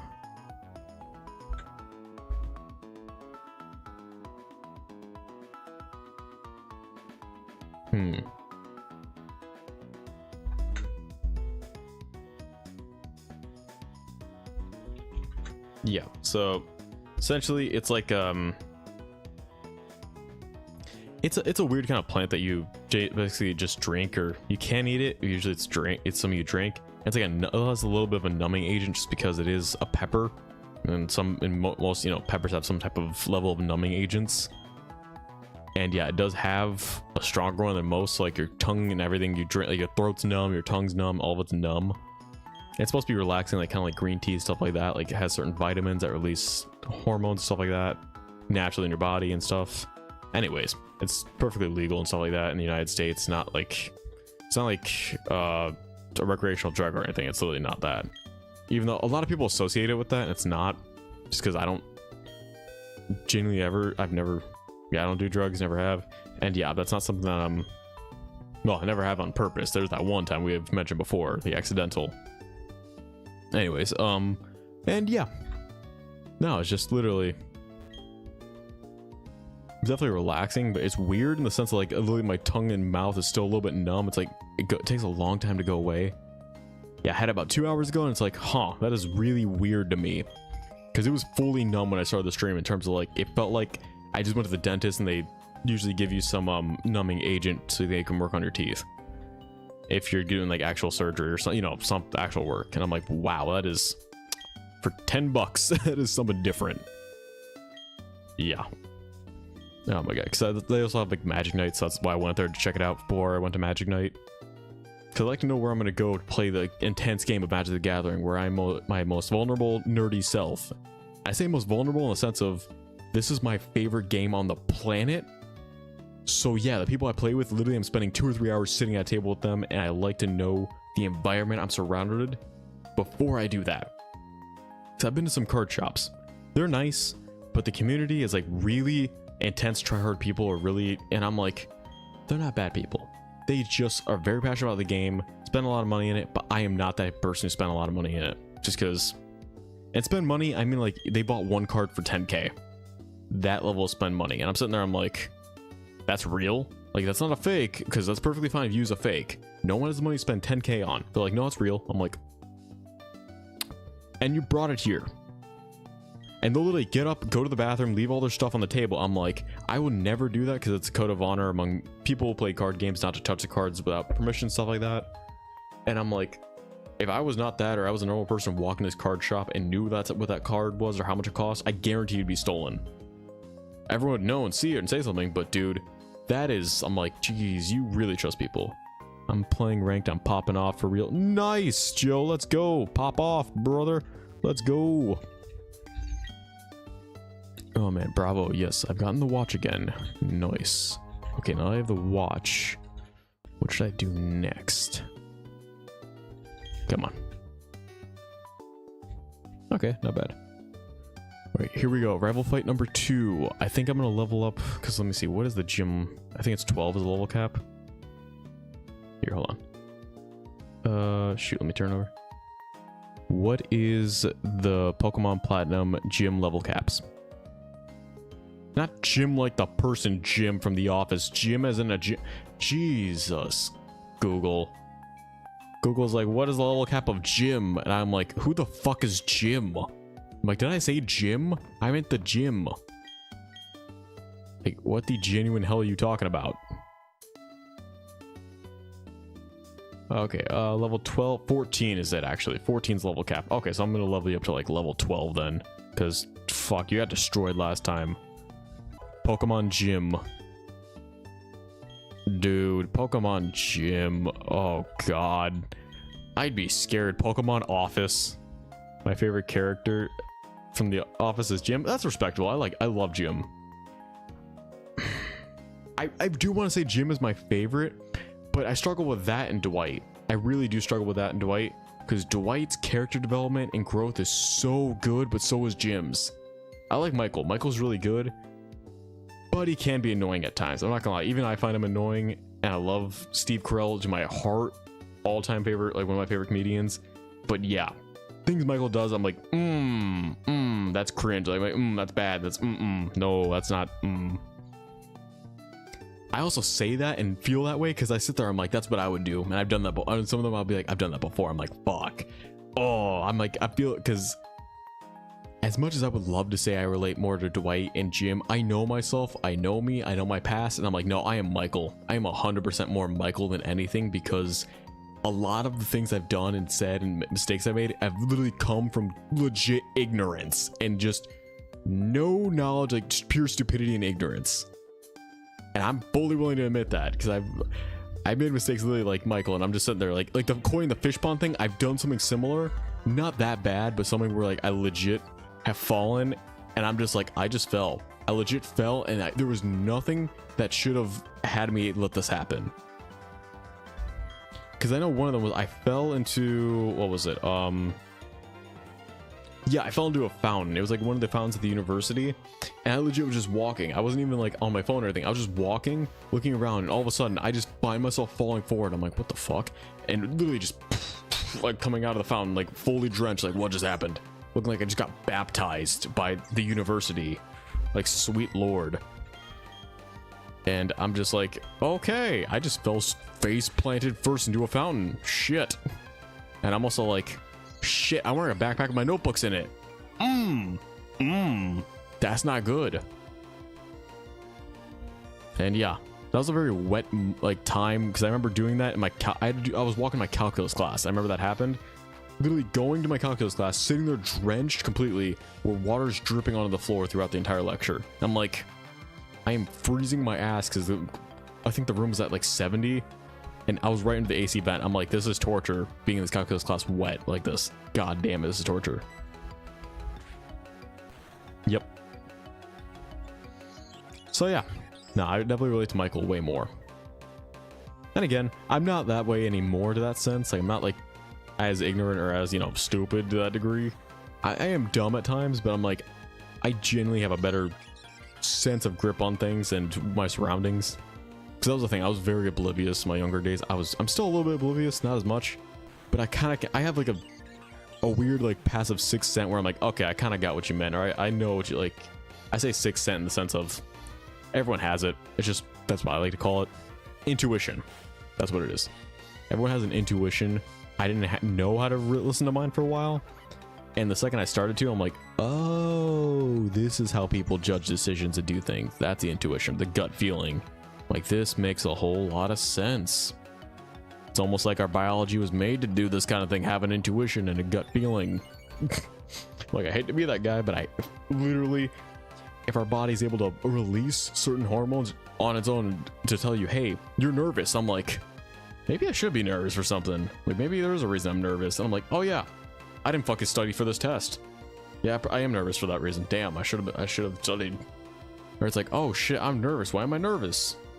Oh, because that chick over there is looking at me, and she's pretty attractive. I'm like, fuck, and I'm me, and I'm not saying I'm fugly or anything, but I mean, I'm not saying anything like that, but I'm just sitting there, I'm like, damn, I'm like, I don't have people skills.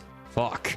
I'm like, and I say that now looking back, not at the moment. At the moment, I'm sitting there like, I wonder what energy and Pokemon cards mean. Then I'm also sitting there like, if corn's a fruit, then what else has been lied to about my vegetables? Like, what actually is a vegetable and what's a fruit at this point? And that's literally what my mind would think of in those moments. And I'm sitting there looking back as if I'm watching a movie. In my mind, I'm like, oh my god, I'm an idiot. I'm like, I'm like, dude, there were so many opportunities that you could have talked to a person, met a person, and had a friend, and you were just sitting there being stupid thinking about random shit. So yeah, like I said, mostly oblivious. Because like I said, not everything involves flirting or anything like that, or meaning romance. It's just literally meeting people, and I'm just sitting there like, maybe I should stop my mind for a moment, just like put whatever thought I have, pause. Okay, what is happening around me? Who is this person? Why are they looking at me? Why is there that person sitting in that chair? Why do I think about things like this? Anyways, wonder if bubbles do better. Probably not. A little bit better, not too much. If I do water sport and bubbles. No, I gotta keep growling because they're doing withdrawal and they're about to do a whole lot of defense rows. Growl. There we go. That's right. Growl at you. Never see it coming. No, you won't. All right, come on. Come on. Yep, growl one more time. We got this. We got this. Okay. Hey, Gwen. How you doing, baby girl? Hey. Are you okay? You good? You know you can always say something, right? Like, you don't gotta be silent with me. You can talk. Kids. Hey Gwen, I've been debating on getting a dog. I'm sorry. I just said that and I don't know if you can see her. She's giving me this face, which is literally just, I said, hi, hey Gwen, I'm thinking about getting a dog. She's like, what did you just say? Did you say dog? The f you doing with dogs? I'm sorry. Are you thinking about a dog? We're cat people. You're a cat person now. You can't go to dogs. And I'm like, you know, animals can live cohesively in a harmony, right? Like you don't have to just have one or the other, motherfucker. It's called sharing a parent. And she's like, I can literally see her giving me death stares right now at the fact that I'm trying to defend my reason to get a dog. The only reason I'm not getting one partly isn't just because of finance, but it's also because she has fought a pit bull that I rescued for sure, because we found her on the side of the road. Literally, she was skin bones. Literally, I think was like 30 pounds underweight, because she was literally could not even, like, she barely could walk. So anemic. Got her really a lot, you know. Okay, can't get any lower. Good. Was literally like, we got her, I think, 20 pounds above the weight that we found her at. And then we went to the animal shelter to give her away because she would fight the fuck out of that thing because I would give it attention and not her. Because somebody wants all my attention, don't they? Hi. You know you gotta share me, right? Like, it's not just me. You gotta share with me, like, to other people and pets and animals. You're not the princess and the only thing around here, goddammit. You gotta learn how to share, because sharing is motherfucking caring. I thought I'd drill that lesson to you. You try and teach your kids good lessons every now and then they, I don't know, they just get resentful. Alright, come on, baby. Come on. We can do this. We can do this. Bada bing, bada boom. Bingus, bongus, biggest chungus. Damn it, I thought it was gonna work. All right, one more time, come on. Bingus bongus? What is that? The biggest of chunguses? Nope. All right, we're gonna make this good and right. Bing. Hey, Gwen, do you want treats? Do you want treats, Gwen? Yeah, I'll start getting treats. Okay. Because I gotta get her treats. The blurring effect on this camera is really weird. Hey, Gwen, up here. Upsies. Ups. Gwen. Go over. Come on, up. Gotta come up. Gwen. Gwen. Gwen, up. There you go. Gwen, treats. Gwen, look. There you go. Sorry, I'm putting the treats on like the desk. Should get. Oh, fuck! Oh, god damn it, Gwen, I love you, but ow! Sorry, she just fell and tried to grip onto something and went to my arm and her claw that got stuck in my hand for a second. Oh, that's bleeding. That's fun. Thanks, Gwen. Really, my entire you're fine, you're okay. Gwen, you're okay. Here, you still get your treats. Don't worry, you still get your treats. Gwen. There. You need grippers. That's why I never get declawed, because you literally need your fucking claws, or else you're stuck. Alright, before I start bleeding on camera, Jesus Christ. Yeah, she actually got me deep. Yeah, Jesus, Gwen. I'm not even one of those people who get like scared at the sight of blood, just because I've literally seen too much blood to do that at this point. working in medical and then working in that lab to where I was handling people's blood, I'm like, I just don't even desensitize me. Goddamn. Yeah, no, this little cat just literally almost fell and then literally was hurting me to get up. Oh, sweet, my blood clotted already. Sorry, my blood stopped bleeding, so it clotted. Medical terminology, ways to say things, because screw the way normal people talk. We're gonna do things differently as medicine. I don't know why big medical does that, but big medical doesn't want people to understand simple shit by saying, your blood's clotting, it's free, everything's fine. Or in other words, you're stopped bleeding. Wow, woo-wee, big news. Could have just said, I'm not bleeding anymore. Or, oh my god, you're not fucking dying from a heart attack. Your heart's normal rate. Oh, you finally stabilized. It's like, just say something that everyone can understand. Or like, I don't know. I find that very annoying at times that like medical jargon is so complex for no reason. Like, what is it? We have like a doctor, like that's called, not a doctor. It's like a form of study of medicine. I think it's called, what is it? Not nasal. It's nose, ear, throat doctor. Literally, it's what it is, but it's called like the most complex thing, which is like a hash. It's like the first part of every one of those words in Latin. And I'm like, just literally called ear, throat, nose doctor. That's all it is. You don't have to say all that. All right, I already fucked me. I don't have anything good in this encounter route, so I'm gonna go to the next one. All right, I'm gonna go around the map. We go around town, baby.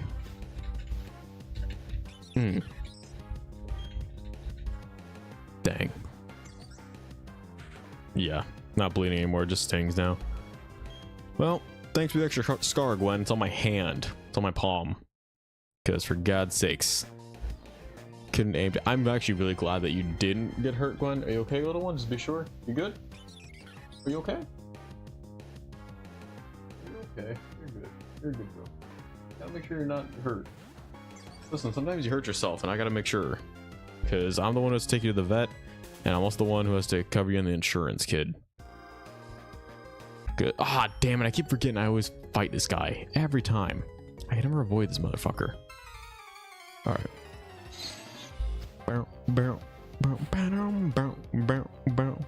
It's time to duel. Alright, dueling time all the time. Oh, it's on my chop. Oh god, I'm scared. What are you gonna do? What are you gonna do? Alright, we're gonna do is a good old pound move. Why? Because that's what we do. You okay, kid? Huh.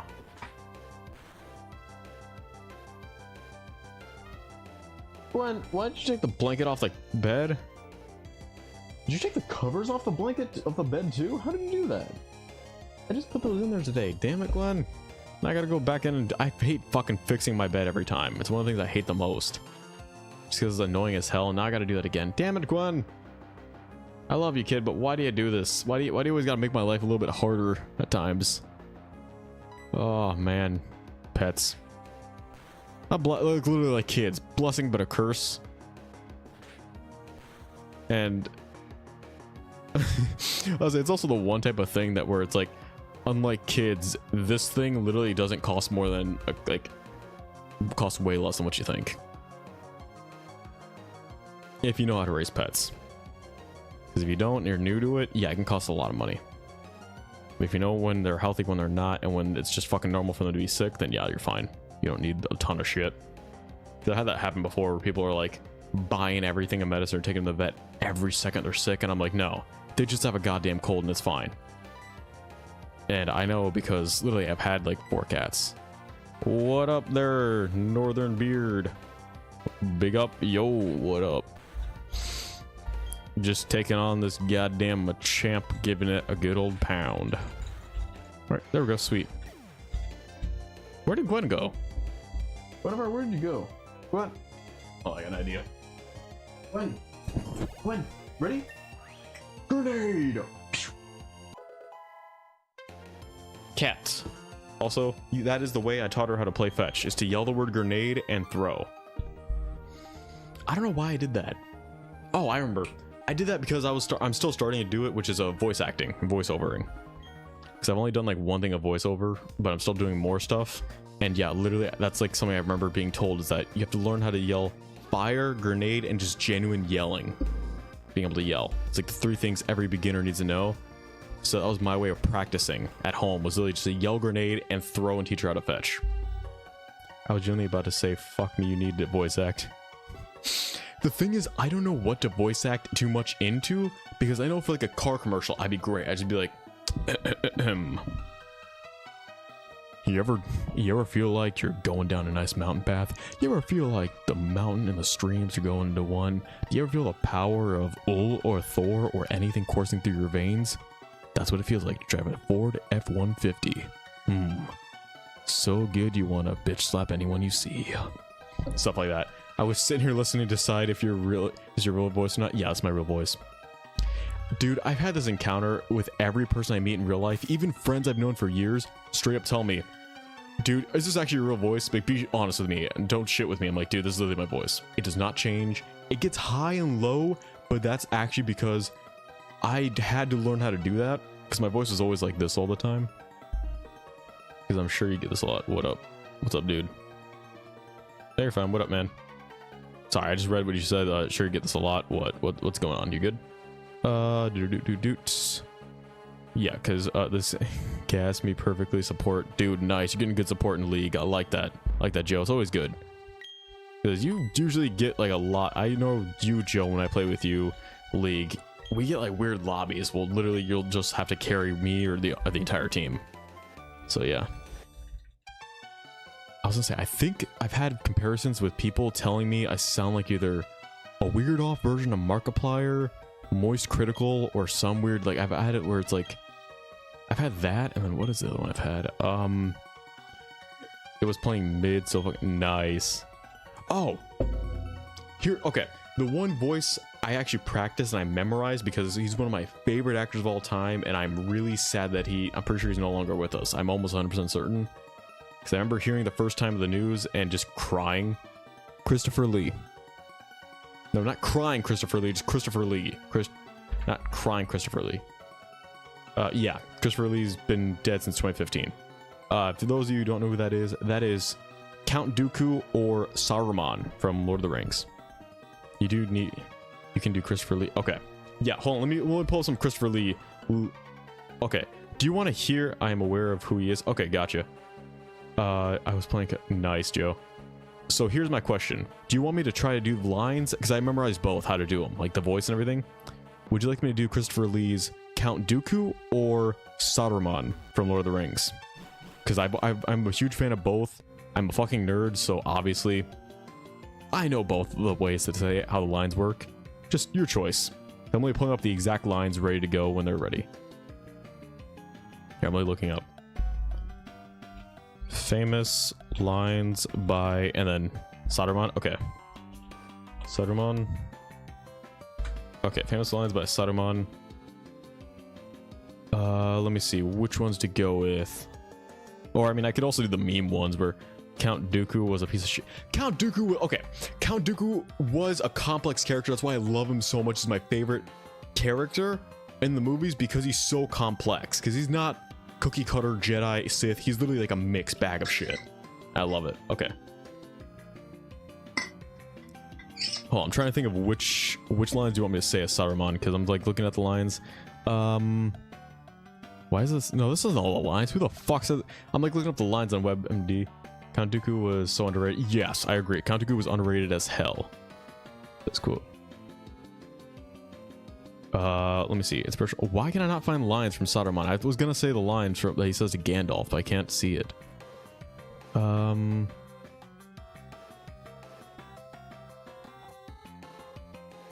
Where the fuck is? Sorry, I'm like really pausing everything because I'm trying to find the exact lines.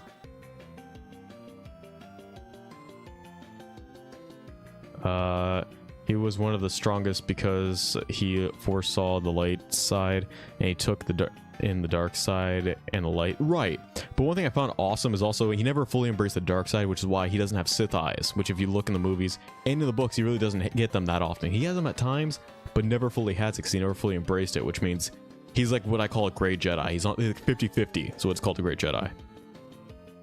All right, I'm trying to look up the lines for the best things for Saruman because I literally remember the lines, and this is all shit lines. Because one of the lines is literally just him saying, where is it? Yeah, one of the lines that they say on what is it? IBD, IBM, or Screen Rant is, if I go, Theoden dies. Or what is it? Another one is like, literally, so you've chosen death. So stuff like that. Like, that's not even good lines by Saruman. That's not even, I know he actually has better lines. He has a whole fucking monologue. That's why I love this guy. He monologues all the fucking time. Grey Jedi, yes, Grey Jedi are overpowered as hell, and I love them. Oh, wait, that, wait. Hold on. I'm like literally trying to figure out where these lines are, because I know they're here. I can crack the book out and type one. Okay, sure, dude, go for it. I can't tell if that's where it's coming from, or here, let me look up Count Dooku lines. I already know a couple of those just off the top of my head. Famous. Okay, wait. Sound. Give me a sec. Okay. Let me just look up Count Dooku lines. Famous lines. Famous lines by Count Dooku. Famous lines. You must join me, Obi-Wan. Oh wait, hold on. Sorry, I read that wrong. Fuck. I forget the commas. You actually have to do this right. You must join me, Obi-Wan. Together we shall destroy the Sith. Let me see. What's another one? Let me see another one. Another one is... Fuck, there it is. Okay. Not explain the quote. I don't want you to explain the quotes. I just want to say it.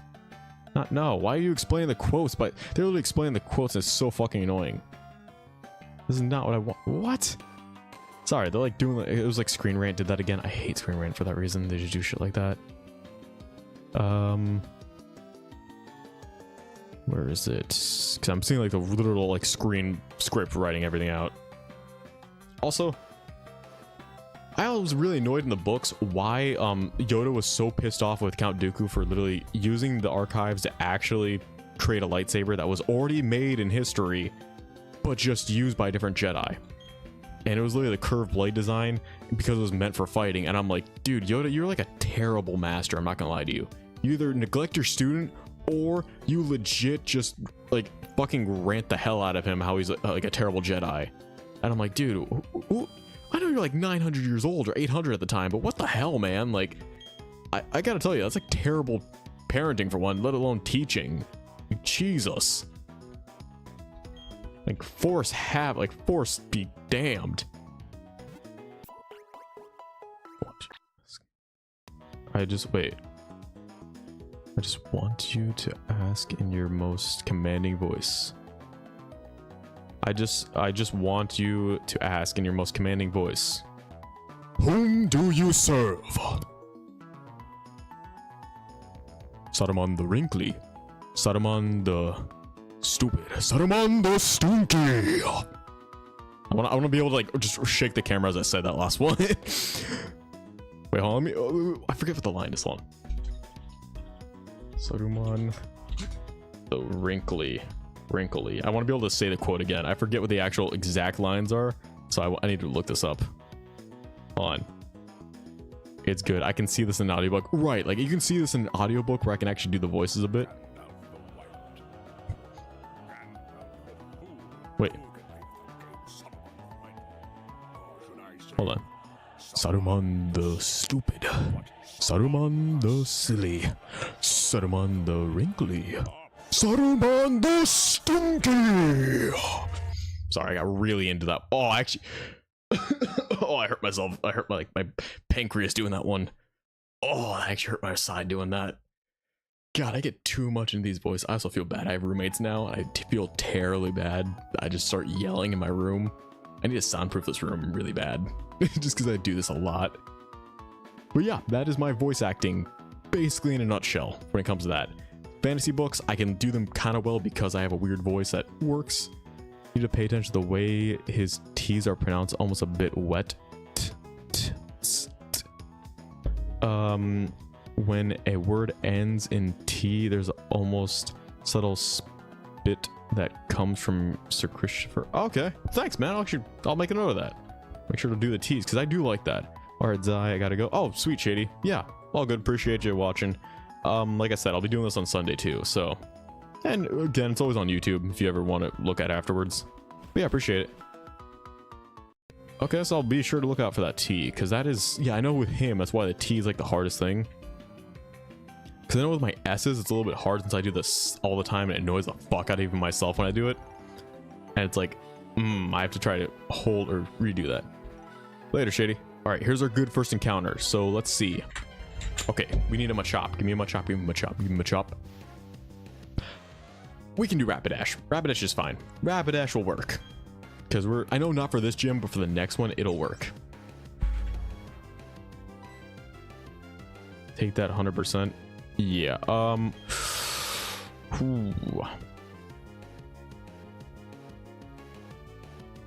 Why is my thing like in and out? Sorry, like my camera for some reason just froze. I'm very confused.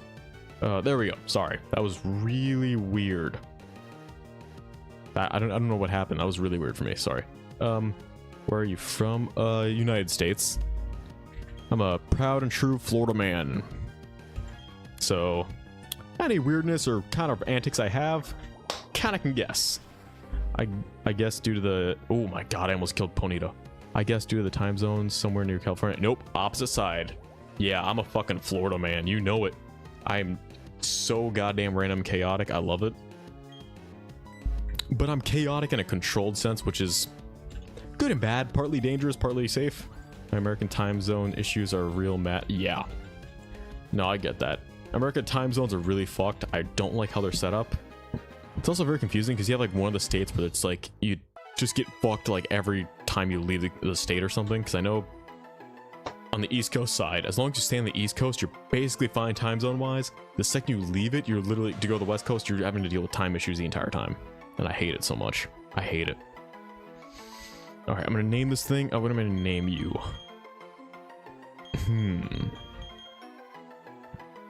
Yeah, literally, what the fuck is Mountain Time? I have no idea.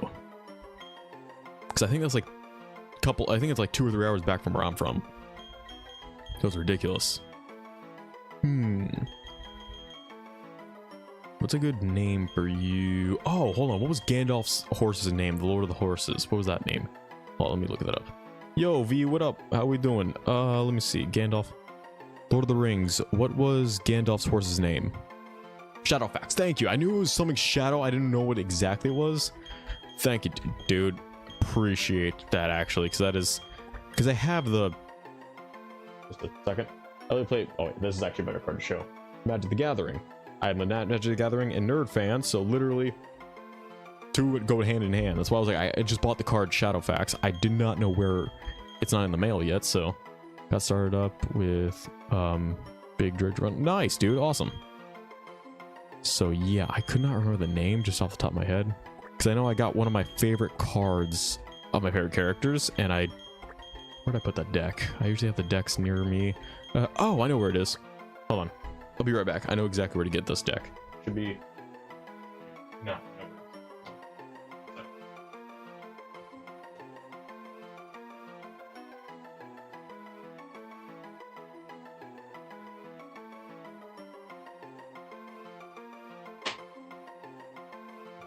Yeah, literally.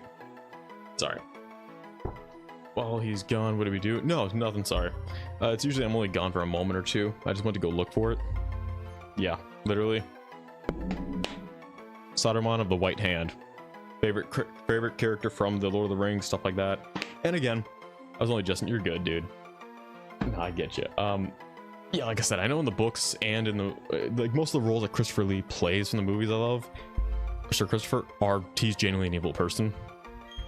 Not gonna justify everything the characters do because they're really fucked up, to be honest, but I just love the actor a lot.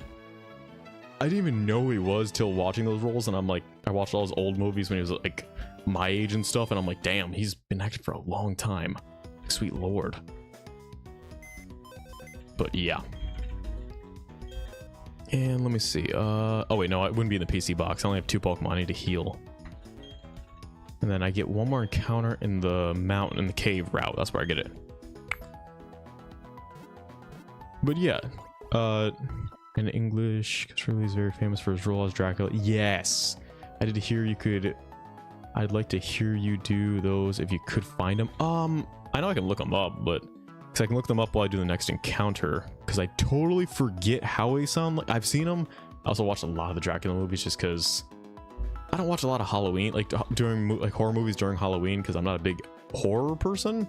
But I will watch the old classic like Dracula, Frankenstein's monster, Frankenstein. No, I mean not right now, but in the future. No, I got you. But yeah, no, I'll probably do those. Honestly, I can even do shorts of just like voice acting shorts, random shit like that. I'll probably end up doing that like later this week, just because I get very bored. So I do a lot. Like I don't post a lot of my shorts that I actually make. I just get really bored, make a lot of them, and be like, half of these are bad. The other half are okay, and I'll like post them throughout because I know I have like 7 in on my storage right now I can post, and I'm like, I'm not doing that. Our first encounter is an Onyx. Well, we're taking the Onyx because we need another rock type for this gym.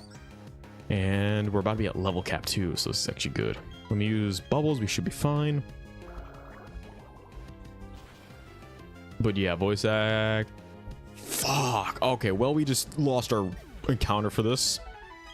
So we're going to literally just solo with Piplup. We're going to solo the gym with Piplup because I fucked up big time. It wouldn't be a Zai run if I didn't literally smooth my way into a situation like this every time.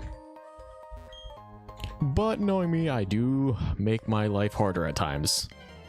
But it's fun. It's still pretty fun. And safe. That's another thing too. Always gotta be safe. That's okay. Onyx isn't good. Oddish has a higher attack stat than...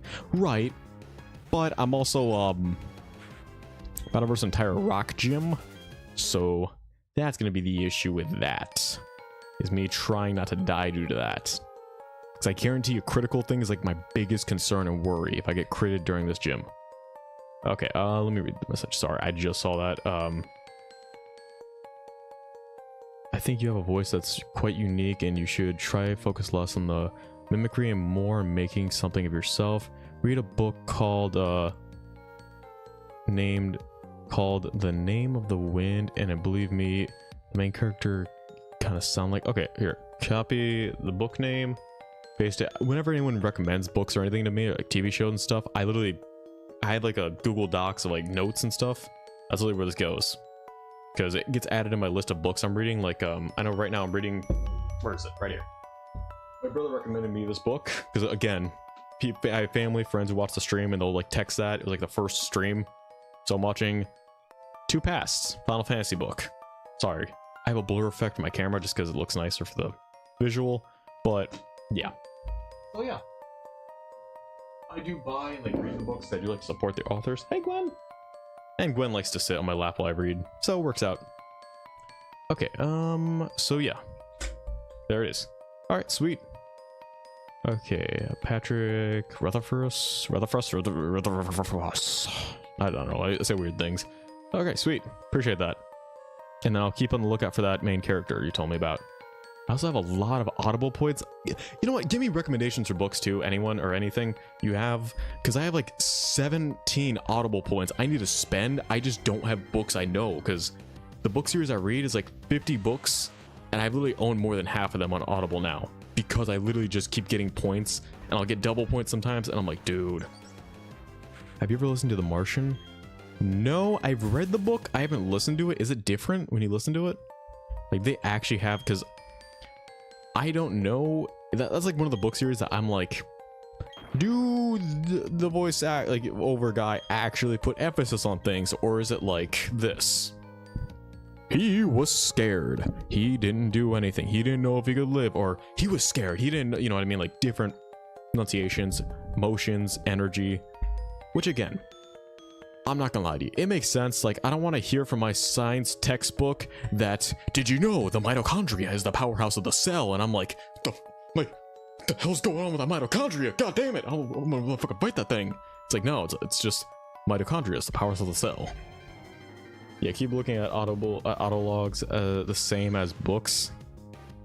Stephen Fry reads all the Harry Potter books and brings them to life. I'm not gonna lie, I am doing that. That is one thing I am doing, is the Harry Potter books, because my brother Roku, literally a huge Harry Potter fan, and has been kicking me literally about reading those books, and I'm like, dude, First off, I can't read, but I will listen to audiobooks because reading for me is really hard. Just because it is time dedication for anyone who actually does read and not listen to audiobooks. I do commend you and applaud you. Like, you definitely are above and beyond what I do. But because, like, as I showed the Final Fantasy book, I am like one chapter in. That thing is like 20 something chapters. I am not getting should that you're not British, so you don't know Stefan Relief, but believe me, he's a national treasure. Okay, let me save that then, because I don't know who that is to that degree, but I do like to keep people on tabs of who to look out for. So Stefan Fry. Oh, I know this guy. No, I know this guy. He was in God, what was it? He was in well, not just I know he was in Bones, but he was in another show I love. Oh God, where the fuck is he in? God, I know this guy from because I did watch a lot of BBC and like British television growing up because oh God, just because motherfucking yeah. I don't know. I had an older sister who really loved that kind of show, that you know, cinema and like everything about that. So okay, here it is. This is where I remember him from when I first saw him ever, and it was what is it? Let me see what it's called. It is Hitchhiker's Guide to the Galaxy. That's what it is. Because I recognize his voice and everything from that. I've seen a lot of his work because it just happens to correlate with things I watch. Like I've seen Bones, I've seen The Dropout, stuff like that. So yeah, but that was like Hitchhiker's Guide to the Galaxy is literally my introduction to him. Don't panic. What am I about to die? Did we find COVID? Oh, we found COVID. We have COVID the bat. Don't panic. Panic about what? What did I do? V, you gotta tell me what not to panic about because, dude, as I mentioned, I've literally had to disarm bombs and shit, so tell me what not to panic about. I'm not a man who gets panicked very easily. So now I'm panicking. Start hyperventilate. He's going words to live by with Hitchhiker's Guide. Oh, yeah. Dude, I fucking love that movie. I also love how the meaning of life. 42. What? That's the answer. 42. The fuck you mean 42? It's easy. 42. It's the greatest thing. Or if you haven't seen, there's like a different, I think the same producer makes the movie, Paul the Alien. It's like something like that, and I sat there laughing through that movie because the same exact energy they give, and it's great, it's beautiful, and genuinely just hilarious to sit through and watch. Like, oh my God, that's the kind of movies I'll binge just because I'll sit there and do other work or actual like video editing and binge those on the side because I love it. Okay, so we got that encounter. We're doing fine. I don't think we have to heal, do we? No, we're fine. Okay, we're just gonna go and do the fights. I'm gonna level up Ponito a bit, but yeah. Dude, I was gonna say, another recommendation. I have a huge one for anyone when it comes to, yeah, when it comes to anyone, like, just looking for a good, chill, easy movie to go through. I would say a good one is probably, off the top of my head, I mean, depending if you like certain genres or anything. What is it called again? Hold on. I know who acts in it, so I gotta look it up real quick, but God, what is it called? Oh fuck, this is bothering me. Oh yeah. It's called damn it, no, I forgot what it's the Beatles movie. It's not the newest one, but it's the one that came out. What is it? Beatles movie. Yesterday. That one. I know everyone says you have to be yes, that's the one. I know everyone says like a lot of people are like you have to be Beatles fans for it. I'm like, no, you don't. I'm a Beatles fan, so I can't say you don't have to be, but I do not like, yeah, I know exactly what you mean. Yeah, like there's a lot of lessons of humanity that you can learn in that movie, or literally just see and be like, hey, person I like, I don't know if they like me back. You literally is in that movie. Or hey, I want to be successful and do things like that. But I've seen, and like you meet people who are, and they really tell you how it is in life, like what the simple things are.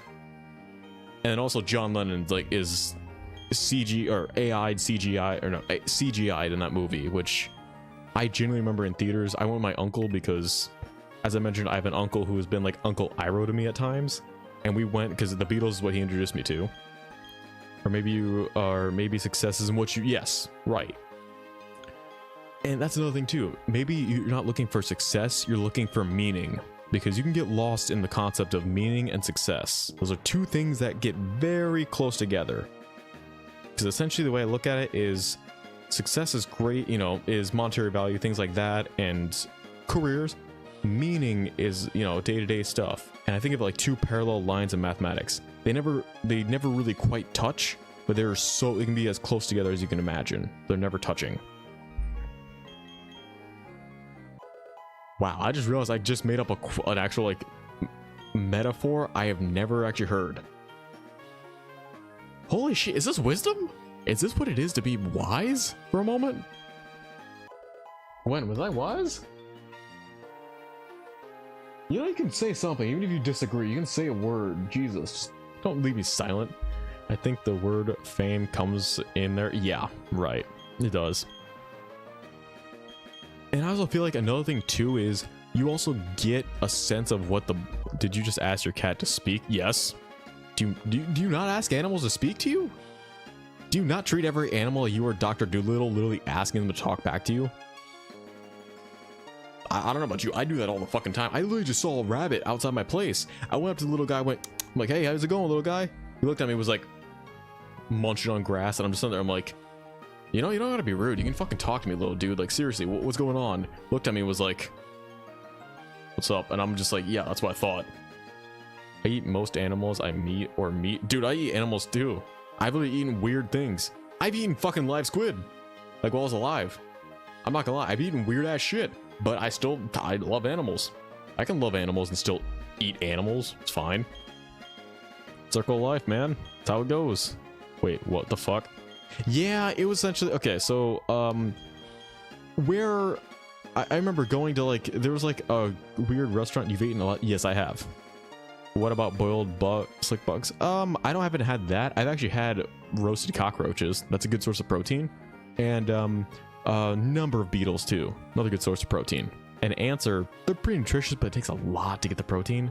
So unless I have like a bag of them, I don't usually eat bugs, but I have eaten quite a bit just because I don't know why my hometown does this, but they'll do like, for some reason, they'll have like chocolate covered like bugs and stuff like that.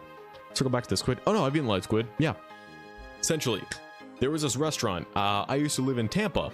And if you don't know Tampa, it is a place where literally the most Florida people can live at times. And there was a restaurant that I went to with friends. And I remember we were doing this thing. Yeah, visited Tampa. Yeah. And there was this like small hole in the wall restaurant. Great food, great sushi.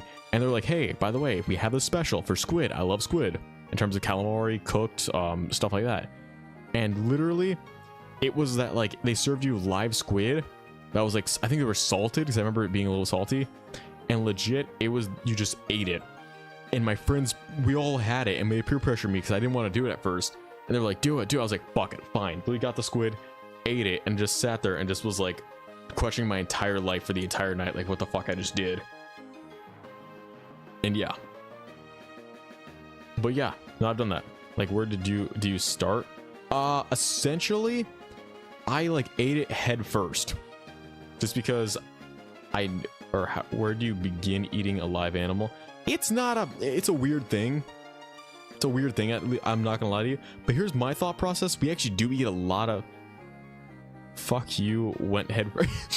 Well, because the thing is, like, I had to fight the tentacles, because it's a weird concept. I'm not gonna go any more into it. Essentially, it was my literal... Anyways.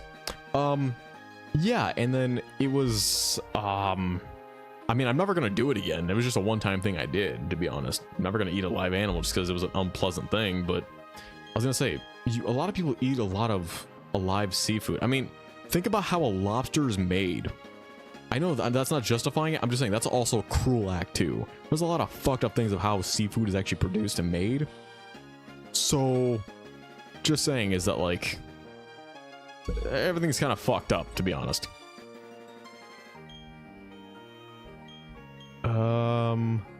I think I'm at a good level either way. Yeah, I'm at level cap. Okay. Time to go for the fight. But yeah, that's weird shit I've done.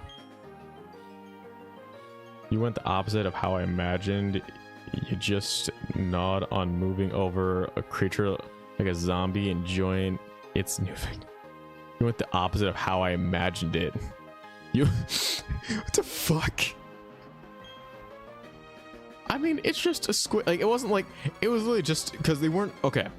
They weren't like giant squids that you're thinking of. They're like these it's like almost like if a squid was a dwarf, essentially, like in the sense like that. Like they were just, because they weren't babies, they were just genuinely smaller squids.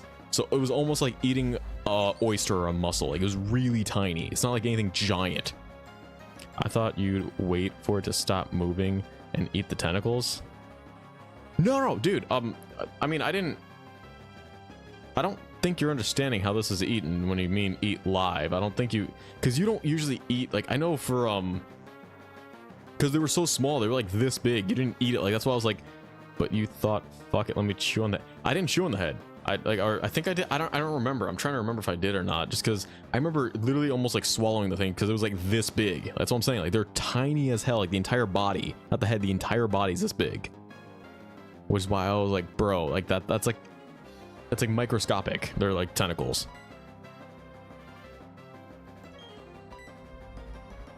Also, I'm like, what the fuck do you mean? Like random.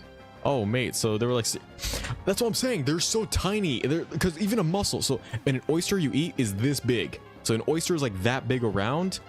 The octopus I ate and had whole, like the squid, is that big. That's twice as small. So that's why I was like, that's why I'm like, it's not like I ate a giant thing, because I'd feel terrible either way, because I still felt bad about eating it. But I'm like, this little guy didn't really suffer because his death was pretty quick from everything. Well, the other guy would have been like gigantic, like suffering the entire time. I would have been crying as I ate it the entire time again, because I was crying as I ate the squid. Because I do love animals, but I cried about that one because I like, ate it and I was like instant regret. Anyways, oh mate, so yeah, it was not like it was not what you imagine it being. That's why I was like, wait, let me explain how big it was before I even say it. Which is why I think this restaurant was able to get away with it, because it's so small. Because I knew this was the type of squid that you couldn't actually fry as calamari. Because if you did, it would get like, because when you fry something, it gets technically a little bit smaller.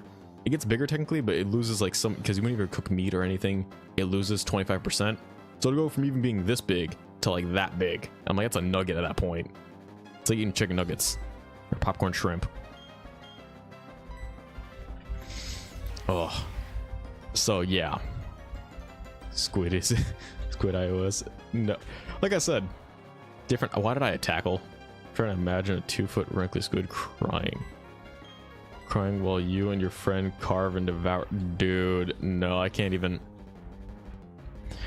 Like I said, I'm not gonna go anything like that. If anyone ever tries to convince me to eat an actual live like giant squid, I ain't fucking doing that. No, I'm like, no. First, we got to kill the thing, make sure like it has a peaceful death and everything, or wherever, however you kill it, to where it's a normal way of killing it or whatever, how it goes. Then literally just cook it, because I'm not fucking eating a live 2-foot thing while it's sitting there. That is the most exotic thing you've ever eaten. Yeah. Yeah. Well, actually, wait, no, hold on. Let me think about that. Hold on. I mean, the only thing I can think of is shark. So I have eaten shark before. No, because I'm like trying to think. I'm like, is that more exotic than shark? Because I have not eaten, obviously not live shark. It was cooked and everything. So it was like shark soup, which I found weird that they made shark. I know I've had shark soup and shark tacos. It was a weird thing. My old, it was like an old fish shop used to sell. My, we have like a little island that we, you know, is like everyone who lives here knows where the fuck it is, because like a hole in the wall island. But yeah. Yes it is, because I thought in my head when my family ordered it, because that's the thing, a lot of the things that I eat that are very exotic, I don't order them. Someone will order it and I'll have to eat it or eat it with them. Like that was like the shark, the entirety was my family. My family was like, oh, they have shark on the menu, let's eat it. I was like, fine, fuck, I guess. I'm like 7 years old, fine, screw it. And then the thing with the squid, I'm like, fuck it, fine, you're paying for it, okay. I feel bad about saying no. Fuck, I lost my Piplup. Ha. Ha. That's not good. That's not good at all. I'm roasting you, but I've honestly eaten shark.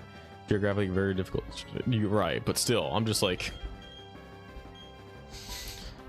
either way, I'm just like, god damn, like it's a weird thing. Sorry, I'm like trying to put my knee up, because it's a weird thing to eat, because it's a lot tougher than you think. I went and do a thingy with salmon. It is not the same consistency at all or anything like that. So yeah. I know this ain't gonna work, but Ember, because this is literally a gym that actually fucking sucks to verse, and I hate it because this gym usually kills me if I do Piplup. Fuck. Oh, that's not good. Yeah, I was not winning this gym. I have to restart. Damn it. I knew going into this gym when I saw this thing. Yeah, I was not winning. I've been there, mate. It's just like an average fish, but hard to eat. Right, and it's like, is it worth it? I don't know, but man, I gotta do it because we already paid for this shit. And for some reason, it's like, here's a fish. Here's like a easy, I don't know, salmon, grouper, herring, reasonably priced, $15, $20 at the time. Because again, pre-inflation. Now it's like, here's a shark, $40, $50. I'm like, my family's fucking poor. Oh god, if I don't eat this, we're literally, that's like a whole like week of food we just wasted and money. Why? Because someone in my family, one of my parents thought it was a good idea, order that shit.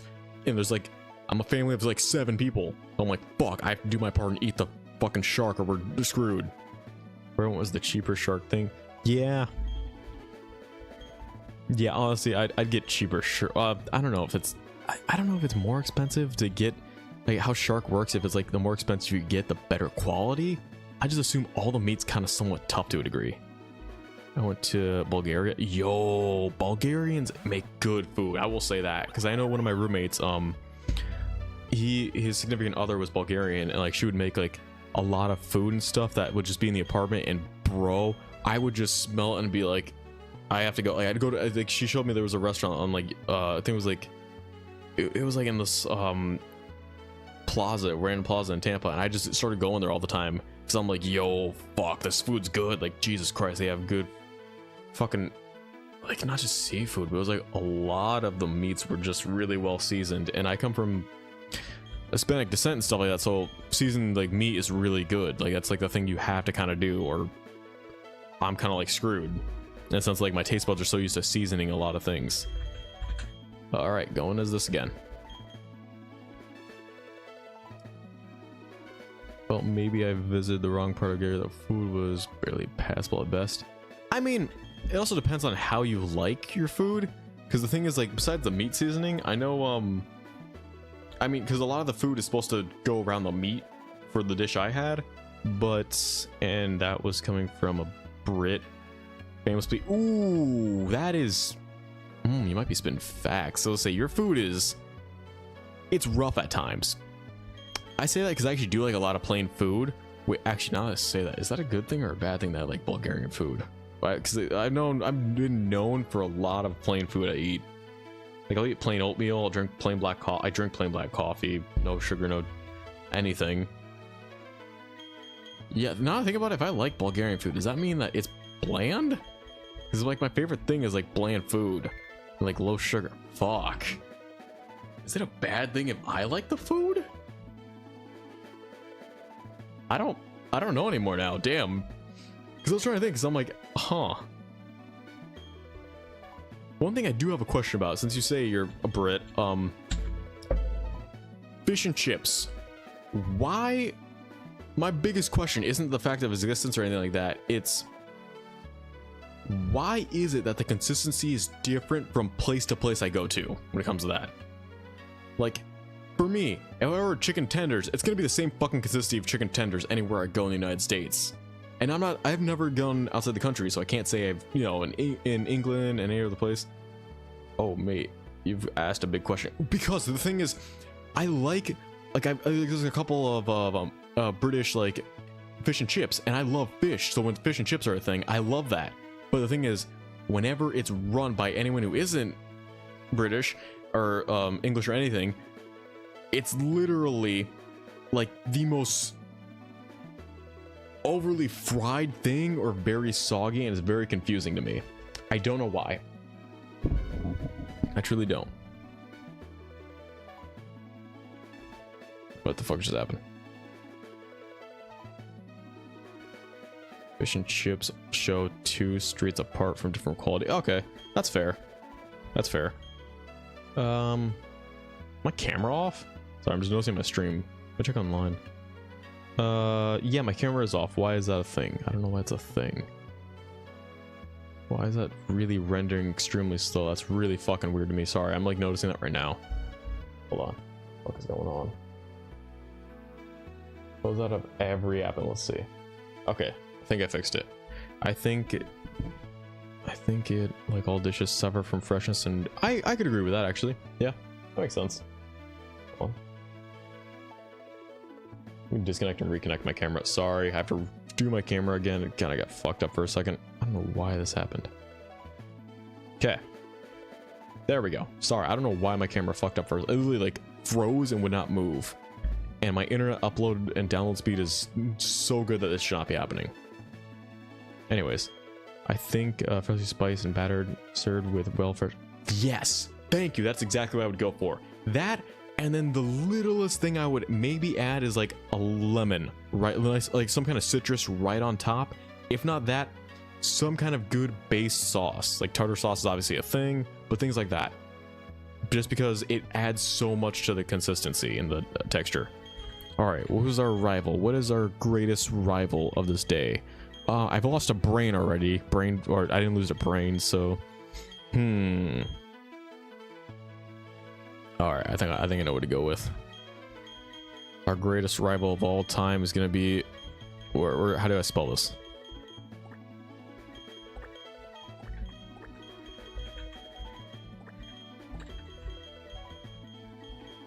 Where's the C? There's a C. There, genetics. Genetics is my greatest rival since birth. I can be a rival. Yeah, fuck it, honestly. I don't know how to do rivals, honestly. What do you want? Northern, red, or beard? Which part do you want? Or do you want all of it somehow? Like NRB? I don't know how you want to do this in terms of your name. I'm not sure 100%. I just know is that yeah, sorry, I was like trying to read that. Yeah. Just let me know how you want your name to go. But yeah, honestly, fish and chips, I do love it. It's something that northern, sweet. All right, northern. I am a southern Florida man, so I can say northern is my rival. Norther. That is what we're going with. Then it becomes a north versus south divide. This is the Civil War all over again. Oh god. This time we're fighting over two different things. I'm fighting over the consistency of fish and chips, while I don't know what Northerners fighting for. Maybe better movies made by Star Wars. I don't know what's happening there. Because for the last goddamn couple shows, Star Wars has done bullshit. Fucking hate Acolytes. It's the most terrible thing they produced in a long time. Since the goddamn, like, what is it? The Rey series. Not because of the actress, because I actually like the actress that plays Rey. Just because the character Rey herself doesn't have any growth. It's just weird, kind of like instant character like gains, and I'm like, this isn't how a real life person operates. I don't just go into a literal canteen and be like, or into a freaking Millennium Falcon and be like, I don't know how to pilot this thing. One moment later, I'm flying this fucking thing like it's my goddamn back of my hand. I'm fighting for your multi-million-dollar studios funding a decent Gears of War movie franchise. Okay, that'd actually be cool. Because honestly, I'd fight with that. I would just be the issue I had the problem with in terms of if that happens, my fear that it becomes Halo. Because I would love if they turn it into a show, it becomes kind of like Fallout. Sorry. Fallout, because Fallout's a pretty good show. Lore-based accuracy, a lot. Not all of it, but a lot. But honestly, when it came to Halo, dude, they had a decent show and they fucked it up. I'll be quite honest, they really did. Like, the one thing we had going for Master Chief was we never saw the guy. It was like the mysterious, the kind of charisma he had behind the helmet, not ever seeing the face. Second season, nope, just literally. Here, I have a perfect example. Here, right here. Boop, take the helmet, unmasking, bop, worse decline than Dream had when he came out of his mask. Like, that instantly happened. And I'm like, wow, damn. Like, my god, I'd never seen, like, a fan base pop off so bad. Oh yeah, right, Marcus Phoenix would end up being a weird Finnish woman who bangs a British man in the first episode. I'm just saying this, dude. I just have that, I have a fear of that when it comes to game adaptations, because it's so my thing is they try to pander to certain demographics, but they forget to pander to the gamers and the literal community they made this game for, or whoever, or they made the movie for to start with, because they want to go to the mass audiences. I'm like, that's fine, but the mass audiences aren't gonna even understand this, let alone that. Holy shit, another game my team throws. Dang, Joe, I'm sorry, dude. 1000%, bro. That's how it is. I mean, like, I know what was one of the movie games I saw? I know one kind of hot take I have is when it came to Ready Player One, I fucking love the movie. I don't care what anyone says, I love that. It was one of my top 10 movies. And everyone's like, it's a terrible movie. I'm like, it's terrible in the sense of it doesn't really have a plot, but the thing is, it's not about the plot, it's about literally the gaming community and how it works. And that's what makes it an incredible movie to me. And that's what I love. And how the gaming community is being shaped. League of Legends is so damn hard. Dude, yeah, it's League of Legends. It's gonna be hard. I know you find it hard because you play actually pretty good ranked. I'm just saying are pretty good high people, but damn, like it's just fuck. League's like I think League is only tryhards and noobs at this point. There isn't anyone in between. I'm genuinely being serious. There's not anyone in between, which isn't a bad thing. It can be a good way to keep a platform strong and consistent. It's just really hard when the tryhards are going on the noobs like that. Hard to work with anti-socials. Yeah, no, I get that actually. I definitely get that. Just because like I said, I do like to game a lot, and PC games too. Like I think what is X Defiant is definitely one I love. I've started to play. But why do the gaming community need a movie telling them how they are without just someone showing them what they want to see? So my thought process was the gaming community, that was a good, so that movie wasn't fully that, it was more or less showing the history of the gaming community as a whole, because we saw with the original real gaming community of, I know for me it was technically my parents' generation, where it was the arcade gamers. You like half of them were socializing, half of them weren't. It was that kind of creation. Then it was our generation where you did socialize, but it was kind of more parasocial, if you will, where it's like you have relationships that you don't know are fully there, and it created a whole new concept in psychology, therapy. Parasocial is like a whole new thing that we had when it came to gaming community being more mainstream. We had it before in the past, but that was like literally when we saw it pop off in a community.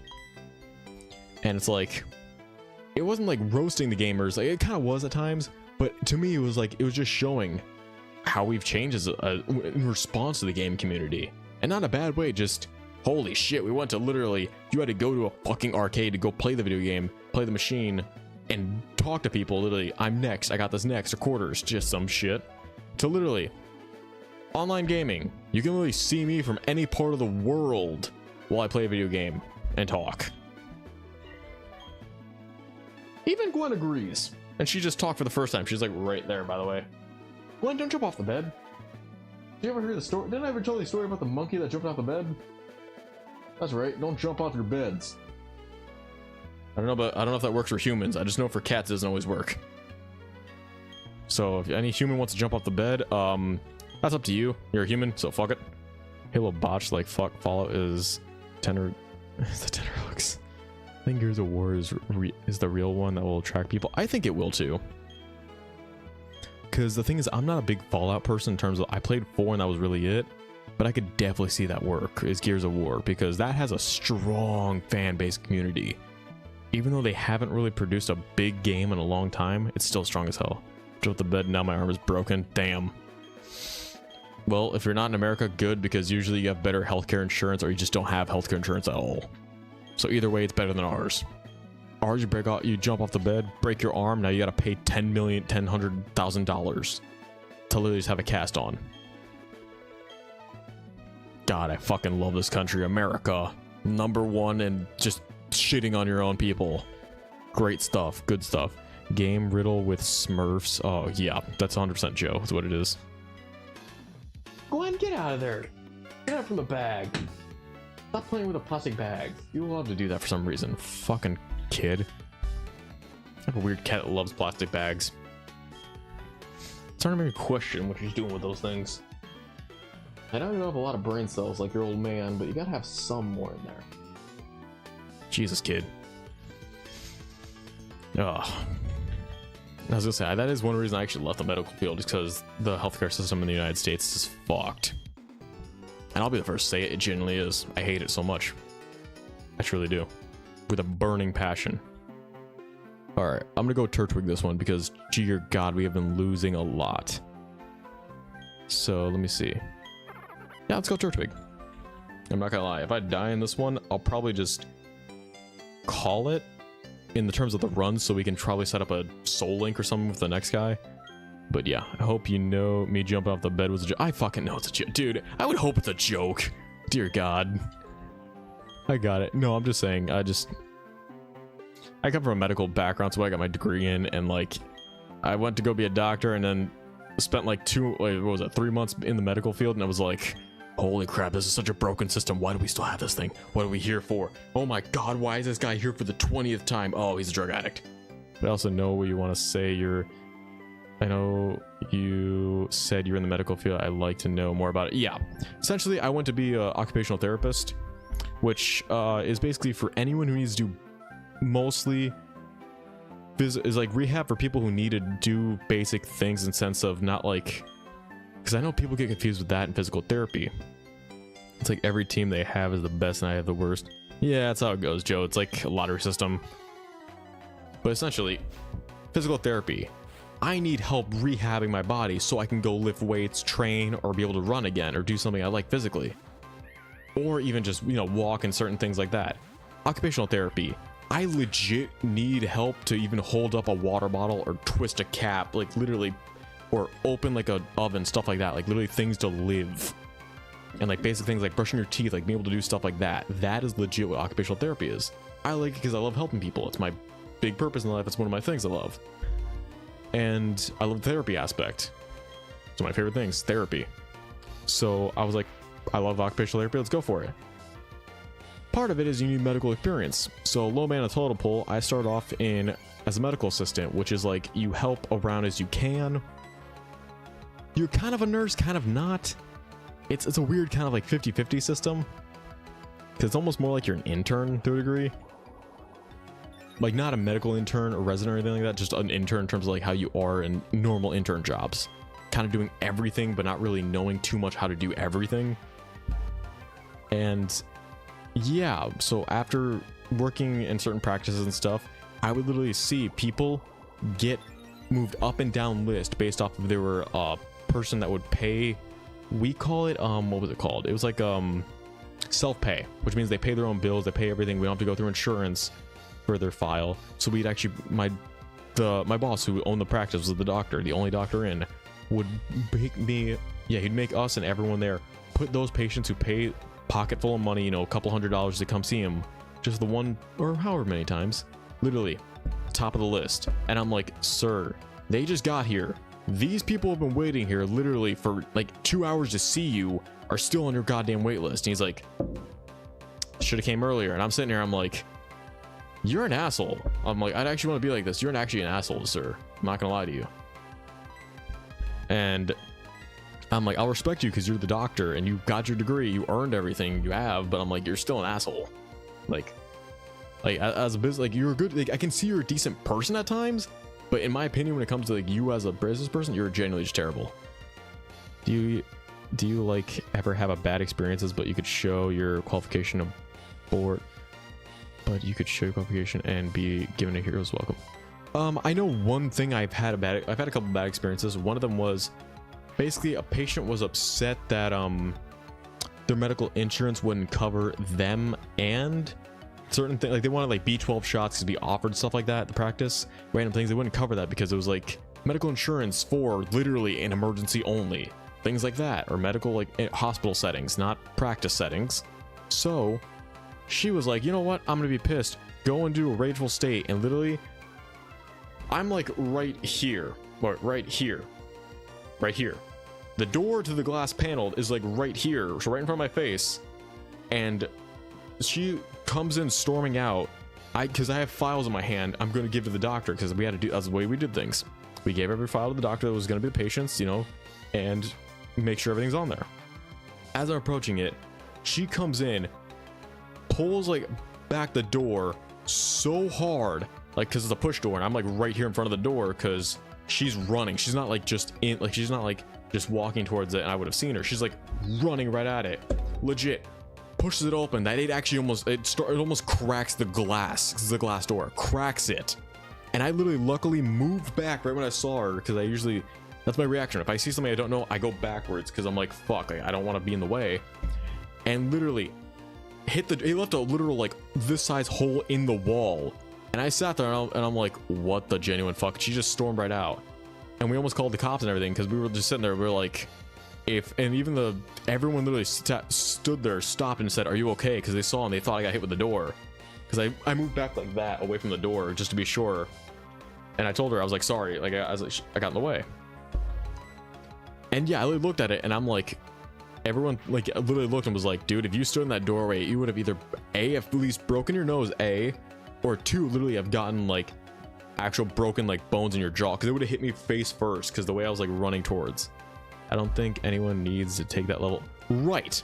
And that's another thing I have a gripe with is yeah, you're good. That's like my gripe when it comes to medical stuff, is that is like the other side of it. You either have really weird, bad doctors or really terrible patients that just are such... They need to like be aware of things. It's hilarious. Gold players think that they're good, but they just won the lottery.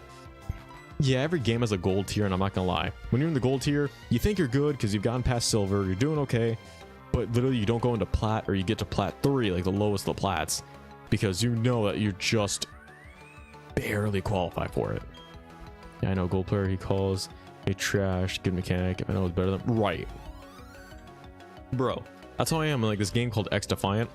It's like a free Ubisoft game. I know I play it just because it's a cool new FPS shooter that has decent mechanics, not terrible, not great. Has some things to work on, but it's better than what we have out. And it's free. Anyways, and yeah, I'll have people on there who are like level like 100 something. Could be like, you're trash, you're terrible. Why do you even have the game out? I only remember I'll go into chat and be like, you know, I may be level 20, I have more kills than you, but I can tell you, as a person who's played games longer than you, every good player knows when to be quiet and play the game. Because that's the whole fun of playing games, is not to just really rant on people. That's what I do.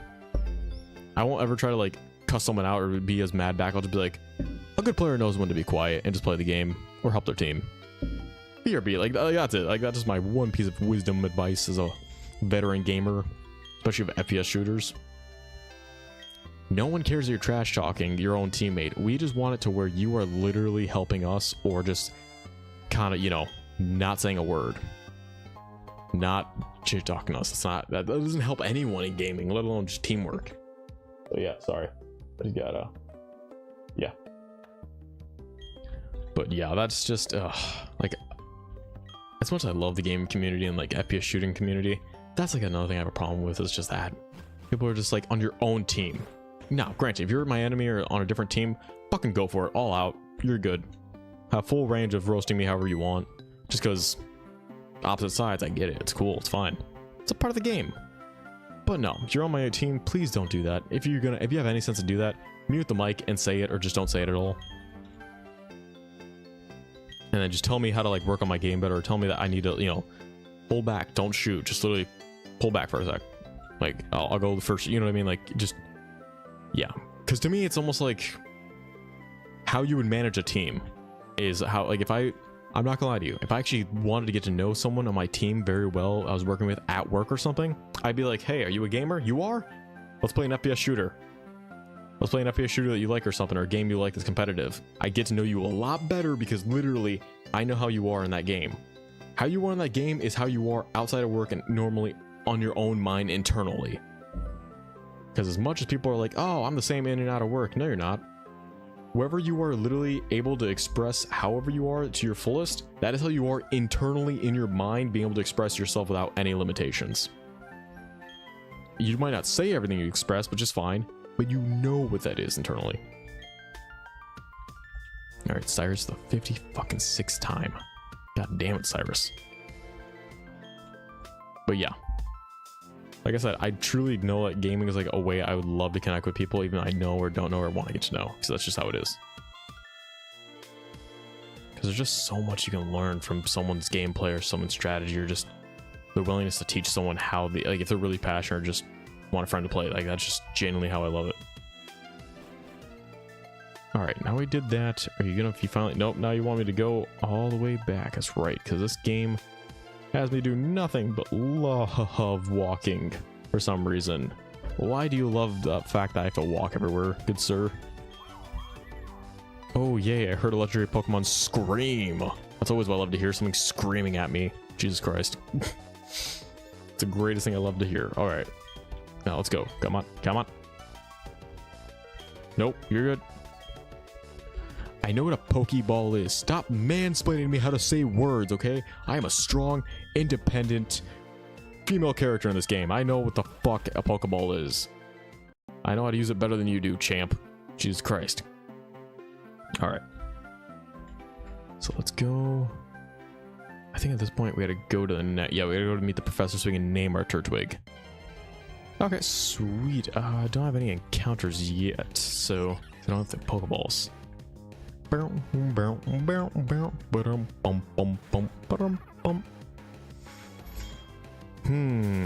Okay. So let's go.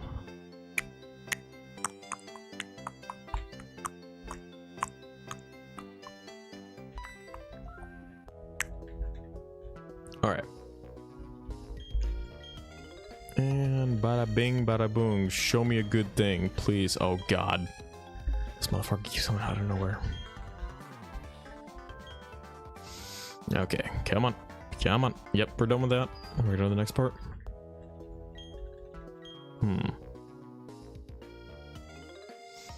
Okay. Nice. Alright, the professor's a weird encounter we gotta go through. So I know with this shit, we just gotta keep going fast as fuck.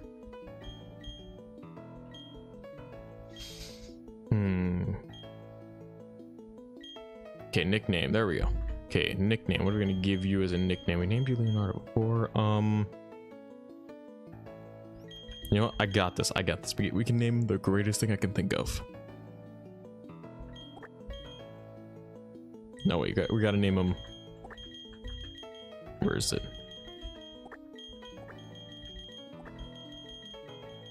This is gonna be great.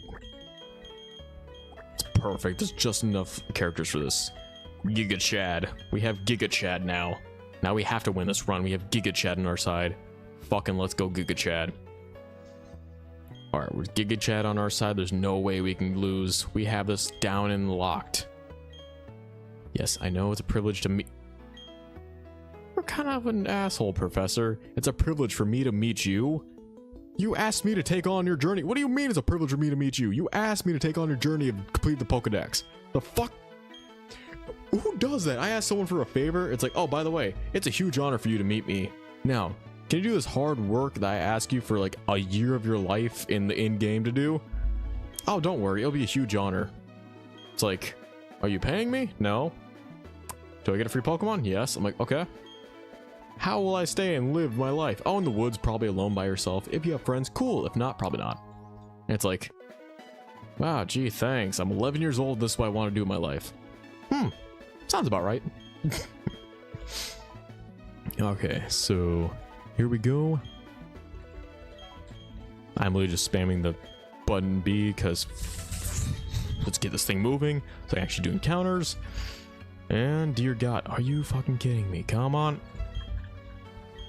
I asked for so little in life. Faster text speed, speed buttons, anything. No, none of that.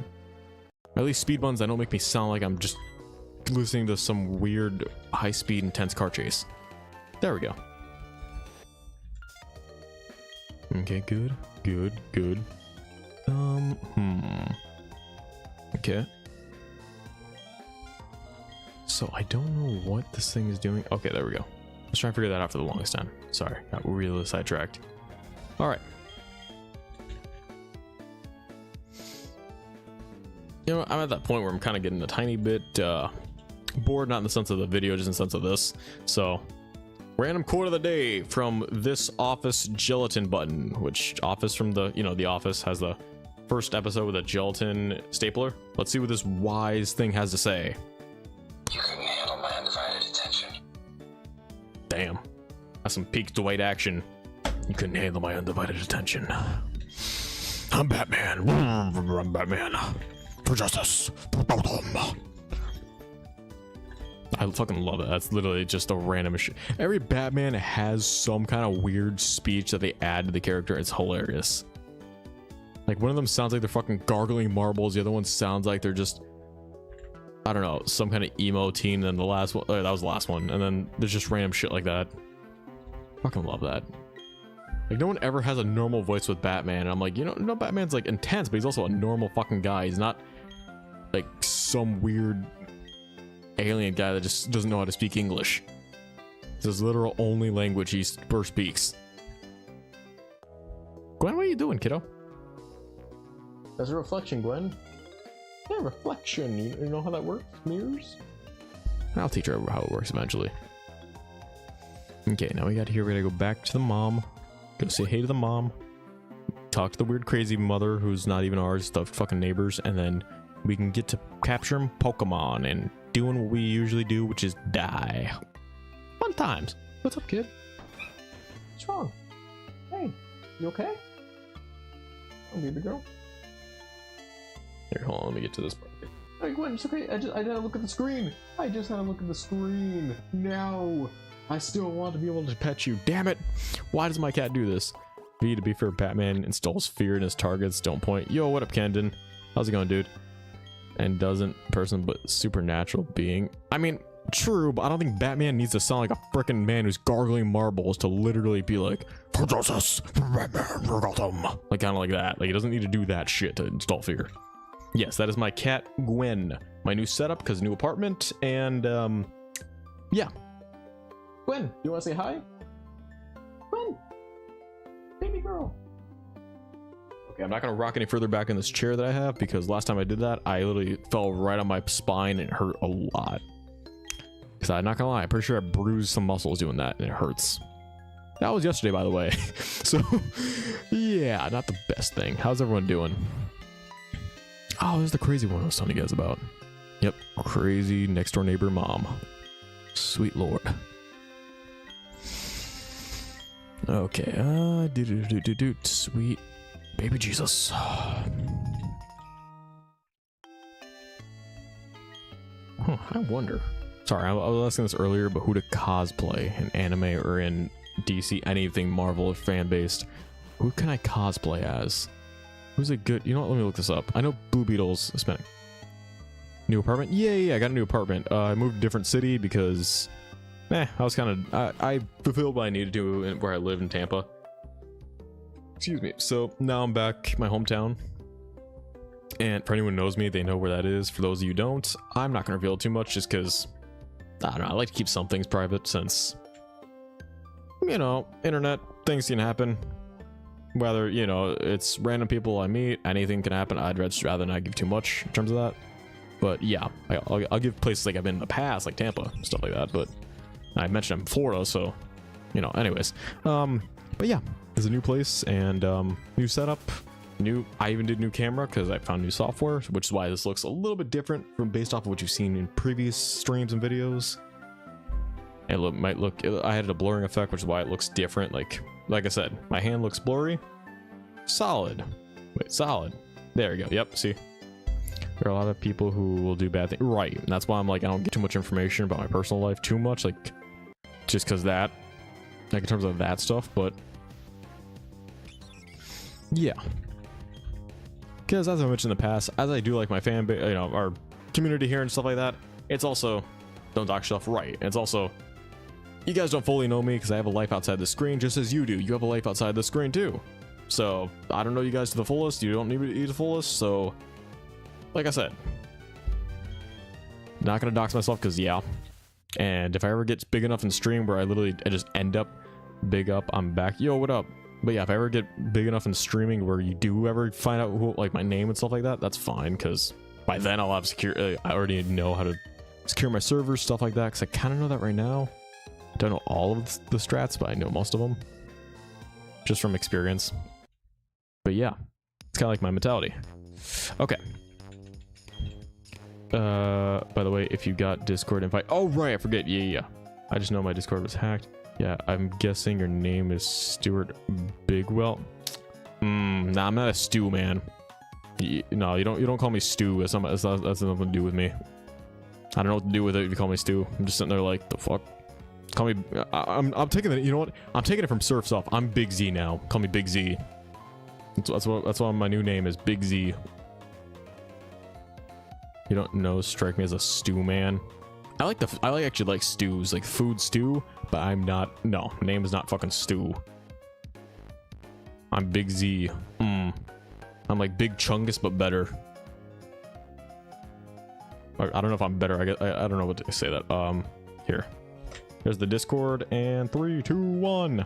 Pop. There's the Discord. What about Big Chissy Lee? What? What does that even mean? That's supposed to be Christopher Lee? Big Christopher Lee or Big Chissy? I'm so confused. I have a feeling it's supposed to be good. I just don't know what it means. I also just realized something. Because of the hack we have on to do the rare candies as our leveling system, we actually can't use items, like actual normal items to heal ourselves. Because it replaces our bag of medical stuff with rare candies. Big Christopher Lee, you're not... You're Christopher Lee's prodigy. Yo, if I ever... I actually like that. I would love to be his prodigy. I know... R.I.P. The man's gone, but still, I love that. I love him so much. I love his roles. I would love that. Plus, I find out like later in life, like people later in life still like have good like weird glow ups. Bro, you know how many British viewers? Do you have any British viewers? I think I have like 1 or 2. What I find out is funny, Northerner, is that I like on stream I'll have 1 or 2, and the second I actually go to YouTube, like because I usually leave these videos on YouTube and I'll edit them later on. Literally, I'll have like half of them be British, and I'm just like, I don't know what I'm doing, but apparently people in British love watching me. I don't know why, people in Britain, but bibbity bobbity fuck United States. Whoa, I don't know what the fuck to say at that point. Just someone give me some goddamn tea. I'm ready to start converting. Start the conversion process. Can I be the one who gives you the sanction to be the new Chris? I would love that. I would love if I can be just authorized to become the new Sir Lee. Change my last name and everything. Just change everything to just Lee. Oh my god, I would love that. Camden, it's Christopher Lee, or if you're Sir Christopher Lee. If you don't know who that is by the name, if you know Star Wars, that is Count Dooku, or in Lord of the Rings, that is Saruman. Known as Saruman the White, for being the White Wizard. Fucking love Lord of the Rings. Oh my god, there you are again, you sassy badoof. Don't give me that face. Don't do that to me. I know what you're thinking. Yeah, I'm doing some things wrong in my life, but guess what? I like what I'm doing. I like that I'm gaming on this platform. Don't you look at me as if like this is all you're doing with your life. Fuck you, badoof. I hope you get captured and he does nothing with you in that Pokeball. Hope he leaves you in the PC box. Sorry, that thing just looked at me in a very sassy way that hit me to my core. I don't know why he did that. You can be that one who gives. God. I don't know any of those names up. Okay, we got it. Someone has to educate people about this. Count Dooku, Star Wars, or I'm said in the chat, this man, this myth, the legend, the great of himself. Can I send images on here? I'm able to send images on here. Hold on, let me. Oh, I gotta find the perfect image of Count Dooku with Christopher Lee. I gotta find the perfect one. Okay, that's like the best one I can see. It's not really him, but it's more of him. Like it is Christopher Lee, but it's like it's a different, you know, depiction of him in the sense of like it's. I think it's fan made. There you go. But I know by the sanction of His Majesty the King decree my man Big Z to be the new Sir Lee. He shall take all of his roles, likenesses until the day of his ultimate death. Now I must now shave my beard and hair and just make it to where I am now Christopher Lee. Hold on, let me start the transformation. Let me. There, the transformation's starting. All my hair slicked back, like the good man himself. Hold on, where can I find the image for this? Actually, that is the best one. Yeah. Okay, copy the text, and then paste. No, mate, you don't need to look like him. Times have changed. I'm not gonna lie. I know it's like later years. He actually looked kind of good. Like he actually has like a good like hairline and everything. I'm like, God, you just need to take his spirit. Dang, you're right. What am I thinking? He wouldn't have wanted this like that. He wouldn't want to have a copy paste version. He wants just someone to pass on the mantle to. I can't put links in here. I'll put it in the Discord. That's what I'll do. I'll put a picture of it in the Discord. Because yeah, it is not going in there. Also, he was a very progressive guy. He wants change. Yeah, you're right. You're right. It's just shocking to me. Like when I like a character, I'll find out more about them, and I'm just like, wow, I would have never have imagined how they were outside of the, outside of their role. And I'm just like, dang, he was a legend. He was different. He was like once in a century kind of person. I'm just like, damn, I'm proud to have watched his works and have been alive while he was alive to see his interviews. I'm like, live. I'm like, I'm proud of that. I'm proud that I was alive around that time. Cause yeah, it is. Oof. Okay, here it is. Okay. And paste. Yep. Okay. For any of you, let's say, here you go. This is Count Dooku, Christopher Lee, specifically. Put it in the Discord if you have it. He would also be proud to see you take up his mantle. I feel like you would, because that's the thing. He was also the type of guy, like, he gives me I say this in a weird sense. Oh, that guy. Yeah, I say this in the most the most respectful sense. He gives me what I like to call Steve Carell vibes, or in the sense of, if someone has a better way of one-upping him or doing his role better, he like, it's 100% go for it, like Robin Williams kind of sense, where it's like, fucking go for it, do it. Like, I 100% support you, because it's like, yeah. And I'm like, I love that. I love how he's not one of those people who like, oh, it's my role, it has to be, oh my god, my hair, it's my role, it has to be mine, like, or you have to do it like me. I'm like, no, fuck that. He's like, yeah, make it your own, just make sure you're doing it like you. And I'm like, that's awesome. I love this guy, because I know he's like one of those old school actors, and I respect him for this, where it's like, you act not just off the character, but you act with your own self being put into it. Like, put your emotions in the character's footsteps, but give it your all, not like half-assing. Because I'm not gonna lie to you, after watching many movies and shows of this new style and generation of film directors, actors, and makers, it's different. Definitely different than the old ones we've seen, but 100% missing that kind of element. And that's what I know. The only role anyone could fight him for was Dracula, but who did? Right. I feel like the issue is too, a lot of people didn't really fight. I feel like a lot of people wouldn't fight for that role initially, because it's such a, yeah, we have Giga Chad as our guy. It's such a role that you can get lost in, because I know back then horror was a weird like kind of category where it's like, once you do a horror role, you're kind of the horror movie guy, you're stuck in that sense of role. And it's like, no, he went in, went out. He was like, I'm a horror guy for a moment, then I'm out. And I'm like, dang, he really just kind of revolutionized that moment of films. All right, here we go. And I like that he did that, because it really made it to where people now can be different genred movies. Because hell, he was fantasy, he was sci-fi, he was so many different categories of movies, action. The dude was really a good duelist to begin with, and that's one thing I would love to learn, is actually how to properly duel with fencing blades, because I love sabers, my favorite type of blade. Besides that, probably rapiers. So yeah, that's generally just how I am, and I'm like, yeah, that would make my day if I could. Yeah, honestly, if I could have one meal with a person that's alive, that's dead, definitely would be Sir Christopher Lee, just because he has such an interesting life too. Like the way it was brought up, it wasn't just like a normal life either. I'm like, holy shit. He was also alive during multiple different stages of like the world. Because hold on, how long was he alive for, if I remember correctly? I don't know why I'm nerding out over Christopher Lee right now, but it is just, I can't stop. Once I start, I can't. Yeah, he was alive from literally 1922 to 2015. There was so much that happened during that time. He's like 90 years old, right? There was so much that happened during those times. Oh my god. And I'm talking worldwide, not just in one country, because I was gonna say, the world went through so much during that time. So growing up during that time, Jesus criminy, that is... The dude definitely saw things, like in terms of the world, and like the fact he was able to keep himself and that kind of personality. Let's go, like let's fucking go. We saw a legend, and we need more like him, like genuinely. Oh, okay. Just a heads up. I know I end the stream at 9, so I know we're running a little bit over. That's fine. I'll go to the next city, go to the Pokemon Center, and heal up, and I'll probably call it for a day there.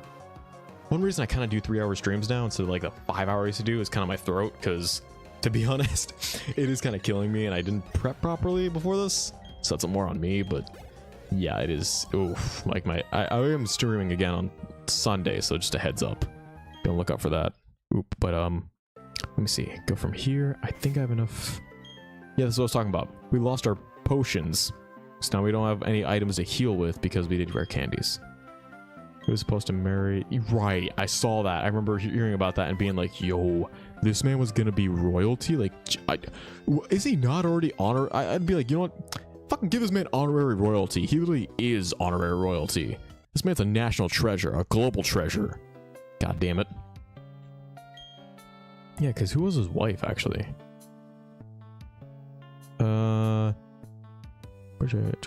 Okay, when did she...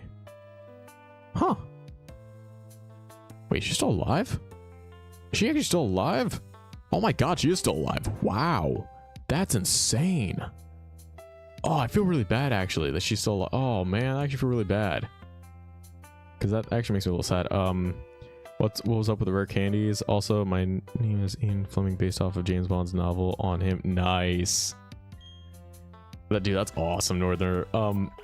Yeah, Canton. So, to make our leveling system easier, because you saw when I first did streaming these games, I would level like normal leveling. That takes forever. I don't have weeks to literally be streaming to get to where we usually get to, and how we beat another Nuzlocke. So I found a cheat, I can use my old one, to level up like this. And before anyone says anything, literally, I've actually consulted with many streamers and other people about this. This is literally just normal. I found this out. That's what pissed me off. I did like 2 months of normal gaming. They're like, no, do this. This is literally how you do normal streaming. I'm like, well, that went 2 months of my life. Also, I really liked being here tonight. Oh, sweet, dude. Appreciate that, Mob. Or not Mob, Northerner. Sorry, I read Mob. And I don't know why I said Mob. I thought Minecraft for a second. And my brain is one of a smooth sense. Wrinkles? Hell no. Brain cells? Negative points. What is its smoothness? So good. You could, I don't know what you could do, but so fast Nuzlocks. Yeah. Faster Nuzlocks, because we both know I really mess up a lot in Nuzlocking, which is fine because we have fast Nuzlocke. We have rare candies. The thing that kind of saved my ass all the time. And then we have Gwen. Do you have a referred term? What do you mean by that? Like, what do I go by? What is my like I don't understand what referred term is. Oh, let me look up. What does referred term mean? Yeah. Oh, I usually go by Zai. Anbu Zai, Anbu Zai, Z. Usually that's the biggest thing people call me, Z. Even in real life, I'll just have random people because I'll use my name. I'll use my gamer name literally in like Panera Bread, stuff like that, like restaurants, to where I know when they struggle to say my name, that's my fucking order. That's how I know it's easy for me, because I know with names, everyone's like, yeah, eat fast and easy because you don't have to battle wild Pokemon. True. That's also true. Can I call you Lee? Sure. I don't care. Yeah, call me Lee. I don't... Go for it. Like I said, I just went by Zai because that's a name that my brothers and I, we love Naruto. Like, so we as kids made our own anime like Naruto kind of characters and like names and stuff, and that ended up being evolving into our gamer names over time. Mine was Zai. Others were my brothers were Kyo and Roku. I just call them Anbu. Right, everyone calls me different things. Big old Lee. I like that. BOL, big old Lee. Nah, like I said, people can call me whatever, just because, again, I don't... People call me by different names. IRL and other things. BGL. Big Lee. God, I want to literally... I know I'm going to do this. I'm going to clip this to where this is now one of my freaking... This Bidoof is going to be one of my stickers or emotes in Twitch and YouTube. Because look at that face. This is the most judgmental face I can think of in my life. Forget mothers, forget parents, forget anything I've seen in real life. This is the face that I can easily just send to someone and know that I'm judging them. Which I try not to, I usually don't do, but human nature. And I say that because I'll have people who are like, I just spent 20k on this one part, and I'm like, you spent 20k on a PC part? Yeah, you still like, I'm just sitting there, I'm like, and you still owe debt, right? They're like, yeah. I'm like, it's kind of like how Southerners say, bless your heart. My gamer name is Super Gamo, but that was taken on YouTube, so I go by yeah. See, that's one thing I love about my gamer name is that usually whoever takes it is fucking me from the past. Like I remember I went on Twitch, like this Twitch name. I literally have to put Ambu because my original account was actually just Zai, and I forgot the password. Don't know how to access it, and I was like, I messed up. So I had to create a whole new thing because it's been taken before. Ambu's I was born. He is like, what you gonna do? Right, it's like, what you gonna do? What are you gonna really do? I don't think you're gonna do anything, champ. I think what you're gonna do is walk your little legs back to your house and do nothing as I sit here majestically being a part of the grass. I don't know, I was gonna say grass hills, but that's Sonic. That's not this. Oh god, I'm slipping too much in the fan of the nerdum. Jesus Christ, someone help me. Oh god, I'm slipping into different freaking categories of nerdness. All right, here we go. And I think you beat me. You've got talent. Damn right I got talent. I got more talent than you've got in your whole body in my one little Pokeball. Yes, Lucas, I know you want to. Yes, you want to show me how many Pokeball you got. That's fine. It's fine. Can I go heal real quick? I'm low on Pokemon. What does Ambu stand for then? Oh, it's just that's a Naruto thing. That in Naruto the anime, it's a title they give to like elite soldiers that are like a secret. You mean Green Hill? Yeah, Green Hill, yeah, that's what I was referring to, Camden. And yeah, so Ambu's a title, and we just call ourselves that because it's like we'd use it a lot for like FPS shooter games. So when it came to Black Ops, we literally would train hours in those games, and literally when we walk into a lobby, we'd usually be top 3 all the time, and the only people we'd have to compete with is fucking each other for where we get in the spots. I mean, for God's sakes, I know my brothers and I, we were all Ambu. We all start with our names Ambu. Legit, we had to, like, we would play, and we still do for game days, nothing but Black Ops, to where we memorize the maps with our eyes closed. Like one of the times we both played with our eyes closed and still found each other, killed each other, and literally got 20 deaths. And I'm like, think about that. You're in a regular Call of Duty map. You have, you know, blinds over your eyes. You somehow still find each other one time, let alone 20 times, enough to where the game actually ends based off kills. And I'm like, that's us in Black Ops, which is why I'm like, we can't do Black Ops anymore because we go too hard. Like, we genuinely try too hard in those games. And that's also another reason why I don't stream that stuff, is because I know my family, and I'm like, I can't. It's too precious. Those moments are too precious to us, where it's like, it's just us being us. We don't have to, you know, say anything, do anything. It's just us being us, and I don't want to ruin that. So yeah. Okay, you're fine. Yes, I'll help you investigate. Jesus Christ, this creepy guy always asks me to investigate people. Dude, I'm not gonna rat on my neighbors, okay? I'm not doing this for ice, okay? I'm not reporting my neighbor of being, you know, anything. So for God's sakes, get away from me, you weirdo. Alright, we're fine.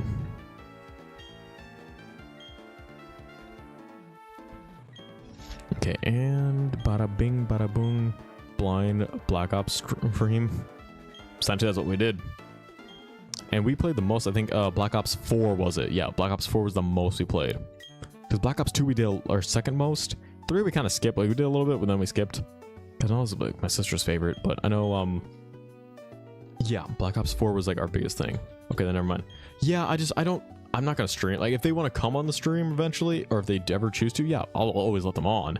I just don't want to do our game days because it's like, for me, I didn't get to see my family for the longest time until I moved back down here. So it's like, that was my moment of being with them, just me and them. Not, you know, it was like that. And I still want to keep it that way, because I know we're not all in the same city either. So that's my thing. I'd rather make, you know, these streams and everything about the gaming, you know, what we're talking about and stuff like that, than just, and again, I'm going to add people. Like I said, I'm doing a soul link. I'm really trying to do that as soon as possible. I'm meeting with people, actually talking with them, getting to know them a bit. So it's like, there's something there. I'm not just talking to a random stranger. I'm getting to know them to a degree before I do that. So you guys can actually, you know, have better content. And also, other than my voice, which I know some of you appreciate, other than my weird ass voice talking, you have a second person. I was gonna say third because Gwen, but she isn't talking as much. Are you into the stream now? Yeah, I'm into the stream. So I do appreciate you all for being here. I will be on Sunday, same exact time. So I have a schedule on Twitch now, so that's permanent for the time, or that's mostly permanent for the time being. But yeah, and I might add one more day. I'm gonna see how this works. I'm gonna try this for one more week, and if it works fine, I'll add an extra day. But it's probably gonna be an early morning stream, like I normally do. So yeah, for now, thanks for everything. Be safe, stay hydrated, and remember, as I always say, stay curious. All right, see you guys.